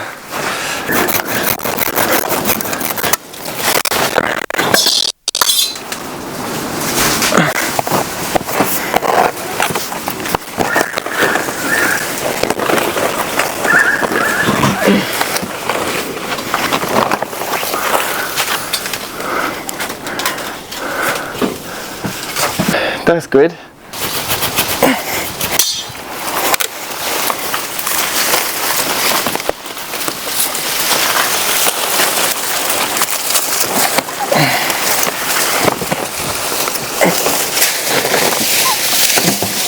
Now, three main reasons for that. First of all, they looked ugly. They were just dead, dangling over there. Secondly, because they're rotten, they are actually a bit of a safety hazard as well. Who says that we're not sitting there by the time it decides to fall on us? And thirdly, chopping it back now gives the plant a chance to regrow like it does over here, and then that regrowth will be a little bit lower, not all the way up there, but more here, hopefully giving me more privacy. That's the idea. Alrighty, enough sadness. Let me give you a little tour of the garden now that we cleaned up. And I'm just gonna do this with my phone. And let's really just focus on the aroids as well, because the palms and all of that doesn't really change that much over the seasons. Monstera Basil, doing well. Still growing roots, but growing very, very slowly. Syngonium styamachii, not doing well.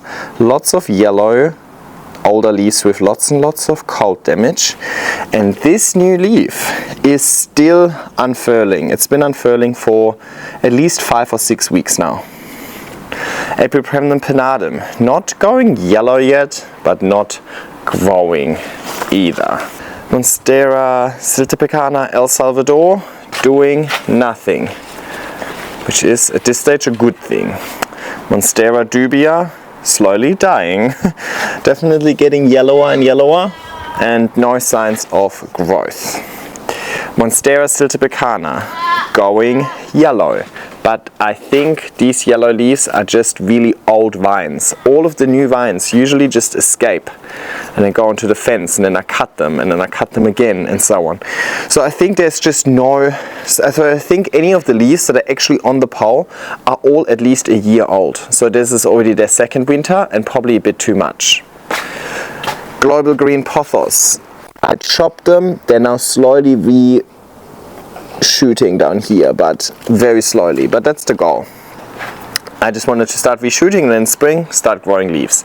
Monstera deliciosa variegata, again this leaf looks like it's a new leaf, but it already unfurled last month, so these leaves are just not really unfurling that quickly.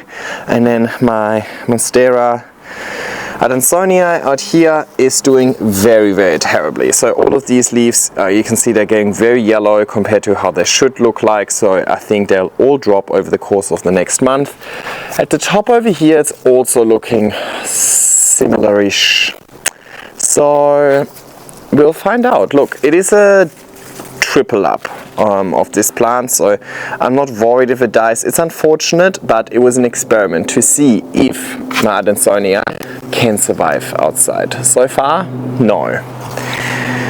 The Canna Cleopatra I now completely induced dormancy, and we'll just repot her at the beginning of spring. Oh, did I do this? Did I just bump into that? Let me cut this off then. Alright, over here it's looking much cleaner without all of the dead Dracaenas, and I'm really hoping that wherever I cut them, you can see this one already reshot because the stem in itself was already rotten. Or over here, you know, where it just reshoots. Hopefully that will create a lot of lushness more like here in privacy. Like you can see this big one also reshot down here a couple of times. That's the sort of lushness that I want. The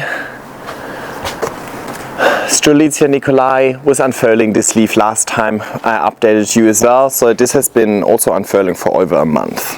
And then in the garden bed, nothing crazy, but you can just see that everything is just not quite as happy anymore. The big three, the Colocasia, are doing surprisingly well. The Thaumatophyllum is doing well, but that's not really a surprise.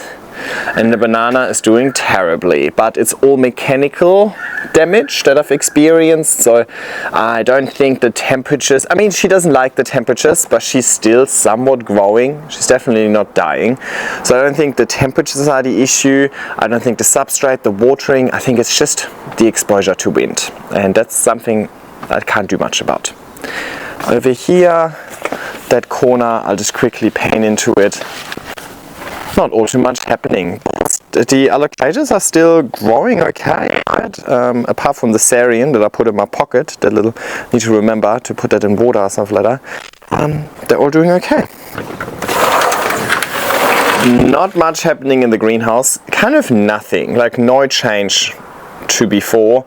I just chopped off a couple of the leaves on here, and it looks like a few more are on the way out. So we might go into spring with very few leaves, which is maybe time to start chopping it a little bit. No new growth, but also nothing completely dead yet. So let's just close it and hope for the best. Over here, the bromeliads are doing quite well actually. We didn't really do anything with them today, but you can see lots and lots of little pups coming out here. And the Syngonium mojito behind us over here is still doing fine.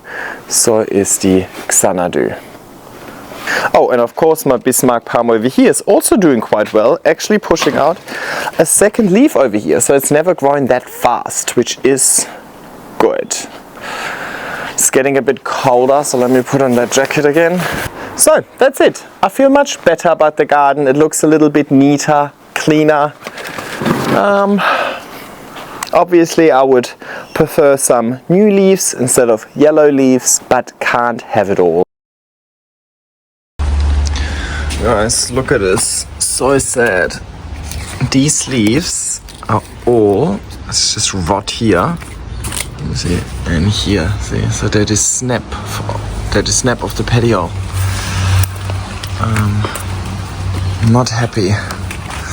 Not happy at all. So that's not good. These ones aren't looking good either. The dubia is getting very, very yellow. Look at the carnage on the floor. This is not looking good. And this is looking terrible. Like really bad.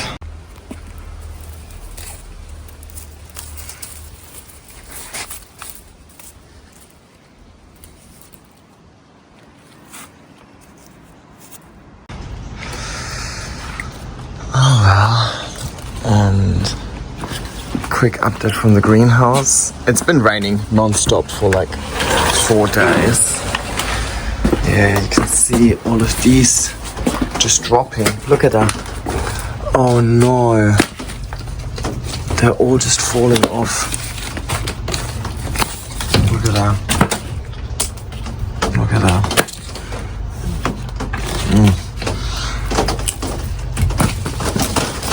Look at that, just rot.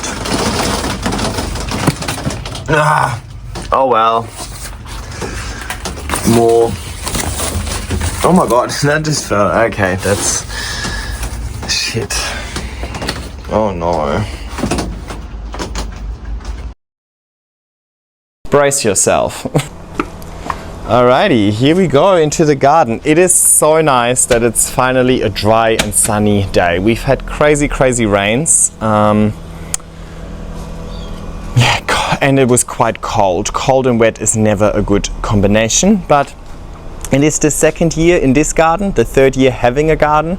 So majority of these plants are used to colder winter temperatures, but this year has been colder than before. But yeah, let's have a look. Let's mainly focus on the aroids. Let's not address the palms really. This is my Monstera deliciosa Brazil form. Growing well, still coming out with the new root here, and I can't see any visual damage at all on this plant, so very happy with that. This is my Syngonium Steiermarkii, and here you can really see cold damage to these older leaves. And this new leaf, for example, has been unfurling for 2.5 months now. Epipremnum pinnadum, this was already out here last year. Now, these newest leaves actually look quite good. But down here we had a lot of leaves just rotting off. But I think they are leaves from like the previous season, and that's why they might have been saying goodbye. But yeah, this year it hasn't been doing too well. The El Salvador over here, kind of doing nothing, but that's also okay. The Dubia is doing absolutely nothing. It's not growing, but it keeps dropping older leaves. So not happy at all about this, but yeah, it is what it is. Siltepecana is dropping a lot of leaves this year in winter over here, which is weird because it's the second year, and last year it had no damage. But I'm pretty sure these damaged leaves are the years from like there's already their second winter, right? Whereas these leaves that are healthy still, they're the newer leaves. So I think overall it can handle these temperatures, just not for 2 years in a row. Over here I've got a little pothos. You can see that they're just reshooting over here. No active growth yet. And my Deliciosa over here. This was a new leaf that grew over winter. Definitely smaller than the previous one. I can also see quite a bit of damage on older leaves due to the conditions. See, you can definitely see this is fungal. Fungal issues are encouraged by cold and wet conditions. Now, to my surprise, the Adansonii, this is the bottom part of the big Adansonii I showed you inside, did terribly out here. It's its first year out here, but it's doing absolutely terrible. Look at all of the leaves that are dropped at the bottom over here already, and all of these leaves will go. Like, you can already see the damage. It's just a matter of time until the plant starts fully boarding them. I shouldn't actually rip them off because they can protect the plant a little bit, but I hate looking at my failures. And over here is my Canna Cleopatra, and it's already coming back out of dormancy again. Yay!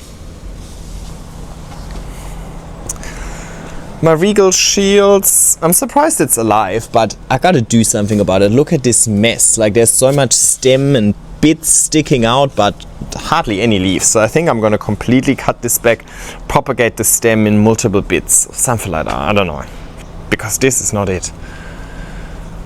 The Strelitzia actually has a new leaf over here, which is great. And then overall, I might just skip. I kind of might have just panned through the garden bed instead of pointing out every single one. You can see, I mean, there's even some crawlers like a Dean McDowell over here. They're still alive. I just am not seeing any active growth, but I'm also not seeing like death. So it's doing kind of okay, to be honest. The ones that I planted in the ground, like the garden bed here, seems to be doing better than potted plants like these ones over here. My Bismarck palm has done actually quite well. This is the second new leaf this winter, and it didn't grow any new leaves like for the full year beforehand. So I'm happy about that. And then over here, the big three, like to call them, my Colocasia is still holding on well. It's not growing new leaves, but it's not. Hang on, it is growing a new leaf over there. Sorry, I'll take everything back. That is cute. So yeah, I'll take everything back. It's growing, it's happy, all of that. Thermatophyllum bipinnatifidum also looks quite happy, but I think it will need a repot to get more leaves out of this. And the banana is looking very unhappy, but I know it's mainly mechanical damage. based on heavy winds. I'm not worried about it being like super unhappy, and I know in spring, as soon as it gets warmer again, it will probably give me a new leaf every week or every 2 weeks. There's a smaller one down here that's doing much better because it's more sheltered from the wind. More garden bed stuff. Even the Maranta is still happy. I've got these climbing up the fence, they're still somewhat happy. I've got some alocasias left here. They haven't even all gone dormant yet. So that's really good. So overall, things are kind of happy-ish. Actually, that's the black velvet. That's the green velvet. Not happy. Not happy at all, huh? Now, in the greenhouse, I do store a bunch of aroid mix and so on in the greenhouse over winter. Just, why not? Things aren't looking too good in here. Now, it's not heated. The only thing that the greenhouse has got going for itself is I can control moisture. So wet and cold is a bad combination, but it's still exposed to cold temperatures, and you can really see this. The Coccineanum is not happy, super yellow leaves, but I don't think to the extent where it will suffer. It will just drop the old leaves, and then I just need new leaves in spring. The Ring of Fire, however, has started dropping all of its leaves. Can you see this? The petiole where it inserts, it just rots away. And one morning I came in here and there was just like a bunch of leaves just lying on the floor like that. Like, look at that. I'm not applying much pressure. So this is all rot, and I think it's a little bit too late for me to do anything about it. I will not change its position. I just hope that the rot won't spread to the stem, and I hope it can come back in spring. But that is definitely a sad one. It probably dropped about 20 leaves over the last week. Sheza, that's the bottom part of the top part. Again, you can see fungal issues making the petioles just snap off of the stems, making the stems a bit mushy. Not good. Not good at all. Again, here fungal issues. Even though I'm somewhat conservative with the watering in here, I've probably watered 3 times over the whole winter. Syngonium's doing well though. This one's the Monstera sapenada, doing well. This one is Monstera Indonesian marble. The existing leaves are all doing terribly. Again, the same happened. A lot of these leaves just kind of snapped off. But before winter hit, I already cut almost between every single node. So all of these are new shoots. So hopefully they won't rot away, and hopefully in spring I'll have lots and lots of small plants on here instead. Deliciosa doing well in here. Ugh. Yeah, not doing well, quite clearly. Tenue, by the way. Not doing well at all. Cupria doing well. And the Marchianum also doing exceptionally well. Even growing a new leaf over here.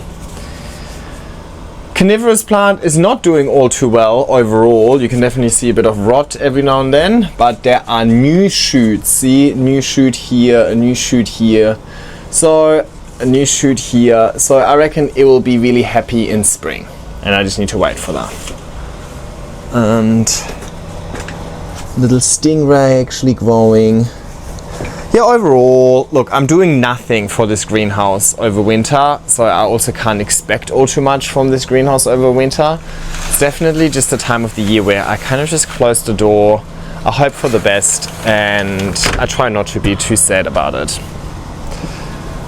Kentia palm over here is doing amazing, happy days.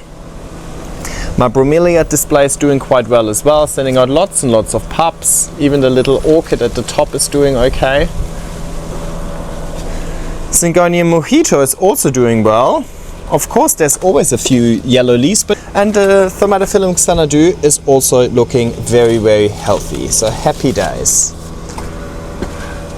Right, so quick pan through the garden. At large, it still looks lush. At large, it looks healthy. But once we start having a look at all of these plants individually, we can definitely see quite a bit of winter damage. And as much as the worst part of winter is over, we've had the coldest temperatures in June and July. It's not getting as cold during the night anymore. A lot of the winter damage can kick in a little bit delayed. I still experience more damage even in September. but I should then also experience a little bit of new growth, hopefully. And here we are. It is officially spring, at least in Australia. And the temperatures have been much better over the last couple of days.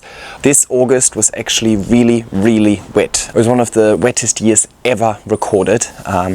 It was honestly rain non-stop. And on top of that, we also had the coldest day on average in August as well. And cold and wet is not a good combination. And as you saw, really only over the last month or so, we've seen this, we've really seen the damage, those classic fungal issues where either the petiole just snaps off of the stem or the leaf snaps off the petiole. That was definitely induced by the high amount of rainfall and the cold temperatures. So overall, I feel like it was a pretty crazy winter.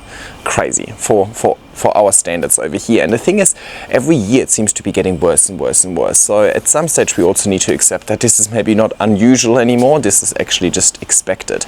But yeah, it started quite early. May was already really cold. June was actually extremely cold. It was the coldest temperatures I've ever experienced in Sydney in a row. We had 2 degrees at night, 3 degrees, 2 degrees and 4 degrees. I think that was the coldest stretch I've ever seen. July was kind of okay. Some good days, some bad days. Not super rainy, but not super dry like June was. And then August was just super, super wet. So we kind of had to deal with a bit of everything. And yeah, I don't think the garden was loving it. But overall, I have to say, I'm really positively surprised at how well my garden has been doing. But why don't I take you a little bit closer so we can actually assess exactly how the plants are doing. Also, how cute is this hat that I'm wearing? Somebody sent it to me to my PO box. So cute. They're a Sydney-based company, Tiny Indoor Plants. I'll link their Instagram down below. But how cute. Leave me alone. This is exactly how I felt over the last few months. It's just like it's been cold and rainy and miserable. I was like, just leave me alone. But with the sun being back, definitely my mood is significantly improving. So, but anyway, let me show you around. Alrighty, let's have a look. Monstera Brazil, looking good, even pushing out a new leaf. So this one has just coped with winter as if nothing happened. 10 out of 10. Syngonium Steiermarkii. This is still the leaf that was unfurling in like the first or second update. It is obviously not going to do anything. However, this plant was showing a lot of cold damage pretty quickly. It then kind of stopped though. It stopped deteriorating. So I'm kind of hoping that it will now just start growing new leaves and not actually further decline. Fingers crossed. Epipremnum pinnadum, that really started suffering over the last month. You can see all of these here. These are the petioles where the leaves just started dropping off. Lots of them, right? And now the petioles are also just very easily coming off of the stem. But those were all leaves that already grew here last year. So I think any of the new leaves that it grew over the last spring have not suffered. Of course the white parts have suffered, but I'm somewhat confident. El Salvador has done amazing. Can't complain about it at all. I mean, maybe dropped a few leaves, like this one over here, but yeah, could be so much worse. Hey baby. The dubia, however, is doing terribly. But again, these are actually all leaves that already grew out here last winter. So they're very old leaves in the first place and now gone through their second winter. The problem is just that this plant literally grew, I think, 0 leaves for me last year. So there's just no new growth. So something needs to happen with it. But yeah, I didn't have the biggest hopes for this one. After the initial set of yellow leaves on my Siltepecana, the Siltepecana has actually done quite well, and as you can see, it's still actively growing.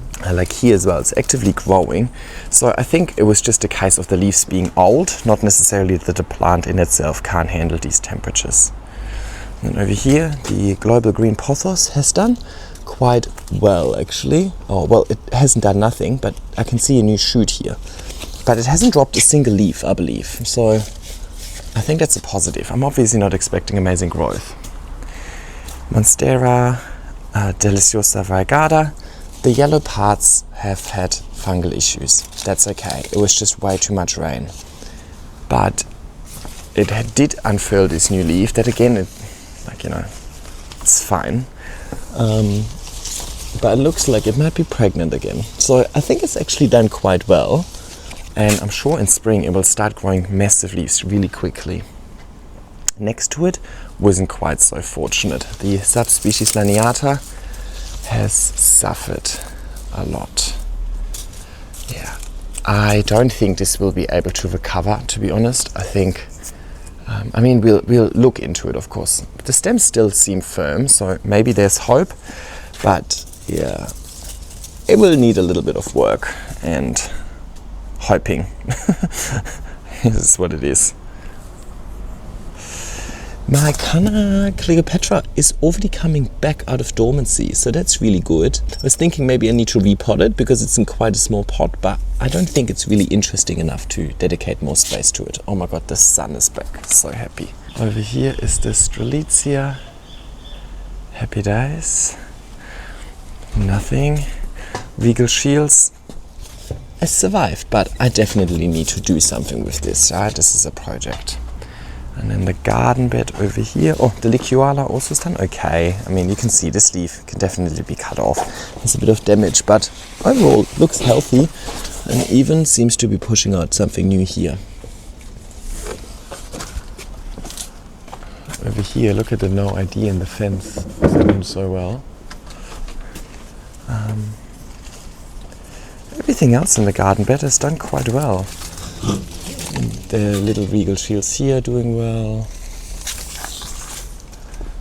The Dean McDowell is not completely dead yet, which is great. Yeah, everything looks healthy. And then the Colocasia over here is still pushing out new leaves here and here, so that would be really, really good. I think I can cut some of the older leaves off now that there will be new leaves coming soon. But yeah, overall, very happy with that. The banana also initially started declining really rapidly, right? Obviously, these leaves are cactus now, but it has kind of stopped declining further, but also stopped growing. But it seems, oh, what is this? But it seems very firm. It seems healthy. The little pup is still growing, so I think from a conditional perspective and so on, it's fine. I'm really excited for spring and this plant getting a little kickstart. I'm not going to do anything with it. I think I might give it a little top coating of worm castings just to provide it with a few more nutrients, organic nutrients. I think that it would enjoy that. But I'm confident that it will have a really quick recovery over spring. I don't think my Miranda has ever done that well over the course of a winter. It's not even fully dormant, so that's really good.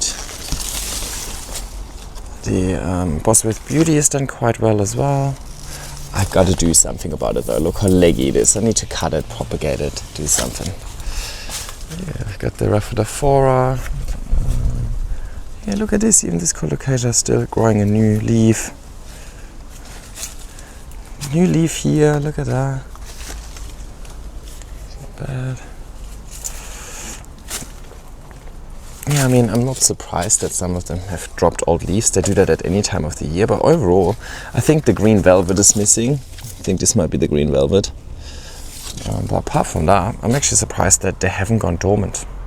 Even the catgrass had a bit of time to recover. That's good. It's just a matter of time until Brad starts sitting in it again. And then the Cantia palm is also looking good over here, but I feel a bit indifferent about it. Then over here, we've got my bromeliad display that I think has done super well this winter. Look at this orchid even growing a new one. Looks healthy.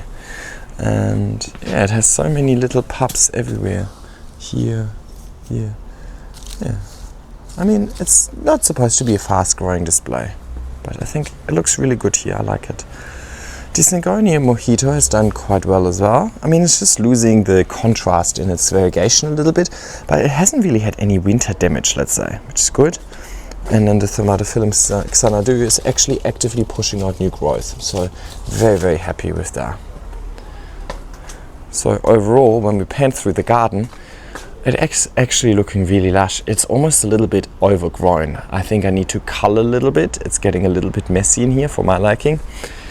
But specifically, I think the wall of aroids has suffered a little bit. You can definitely see like a few gaps that were left behind by leaves dying, but no new leaves growing. But now the greenhouse was a little less successful. Now let's have a look. The ring of fire, probably one of the saddest ones. That is just complete rot. Look at that. So I need to see to look at that. I need to see to what extent the rot has spread to the stem, like this over here, for example. Not good, right? So, so I really need to get on top of that. Maybe cut it. Hope the rot doesn't spread, but I've got a feeling it's too late. From what I've learned last year, it's kind of by the time you see this sort of stuff happening, it's a bit too late. But oh well, you know, I think that was the biggest loss I've had. The bottom part of the Shazza is doing okay. I mean, it has 2 leaves left. You can see here where the fungal issues happen, and then it drops the leaves, or the same issue here, the fungal, and then it drops the leaf of the petiole. Again, here the stem is not very firm, so it could be that this has spread to the stem. The stem is also looking a little bit yellow, but it's okay. I've got a backup inside. This is just the bottom part of a chop, right? Look at him. Yes, grass eating season again, huh? Darling. Corsinianum. The leaves have not done well. This one looks fine, but definitely significantly smaller. But it looks healthy. But I think what I need to do here is I need to start propagating it so that I can cut off the older leaves and just start fresh. But one growing season and it should be back to health. Cebu Blue, I moved that in here, has done nothing. So I think with my spring prep, I will move this back onto the wall of aroids. And then over here is another Adansonii that was in here, obviously, but has done slightly better than the one that was exposed to all of the water and the conditions out there on the fence. And you can see I cut it in between all the nodes, so there's actually new shoots. So this has done better than the one outside. So my theory about at least being able to somewhat control watering in here definitely worked out, but ultimately the cold is still causing damage on here. But it looks healthier than the one outside. My Syngonium down here looks healthy, hasn't had any growth, but it also hasn't really died back, so that's good. The Subpanada over here, similar story, hasn't done anything really. Some of the older leaves are going yellow, but again, they're just old, you know, like doesn't necessarily say that the condition, I mean, obviously the conditions weren't great, but I don't think they were like terrible. It's just a natural progression. Indonesian marble, as you can see, it dropped most of the leaves over here. Again, there was fungal issues like this over here, and it just drops, and then they're like just lying around on the floor when I walk in here in the morning. This stem, for example, is also completely rotten, but most of them are firm and having a little shoot. Now, some of the new shoots have then been exposed to the cold conditions and started rotting, which is not really ideal, but some seem to be growing leaves, especially down here. Looks like it might have, I don't know if this is aphids or just moss. I might just spray it for aphids just in case. But you can see the leaves are obviously visually damaged from the conditions, but it's alive. Surprisingly, the bottom part of the pole has done significantly better because I didn't chop the stems here. You can see here, I didn't chop the stems here. The parts where I chopped in between every node, obviously each leaf did worse, kind of, huh? It's also not unexpected, but yeah, would be cool. Imagine all of these growing to little leaves. See how we go. This Monstera Deliciosa over here, again, you can see that the white parts have done much better in here than outside on the fence because I can control moisture levels more. Tenue has done nothing, surprise, surprise. The Peru has also kind of stopped dying, but also isn't doing anything, so it will just stay here and we'll let it work itself out. And the Stiltepecana over here has done amazing. Hardly any change for that one. Cupria in here has done amazing, but the one outside has done good as well, so happy about that. And the Marchianum has done really well as well. It grew this leaf over winter, I believe, and now even growing a new leaf. So this one is doing well, and as part of spring prep I will move this back outside because it can handle quite a lot of light. I just really love this plant. Oh, by the way, I'm just charging my Jacquerie one, but that's been working so well. It's really made a difference this winter to have more consistent airflow. My begonia over here, she exists. And look at my Rhipsalis over here, even in bloom. How cute is that? Oh. And over here I've got my Nepenthes. I propagated her in the winter prep video and none of the propagations survived. They're all rotted. But I think me chopping the stem started activating new shoots, like here and here. The top is obviously still growing as well, but that's good. It's reshooting from the pot, which prevents it from being so leggy like it was last year. And this should have a phenomenal comeback in spring. Syngonium erythrophyllum did not do well. Last year I had to cut it back completely after winter. I might consider something similar. And the Rhipsalis over here actually got new growth. It's good.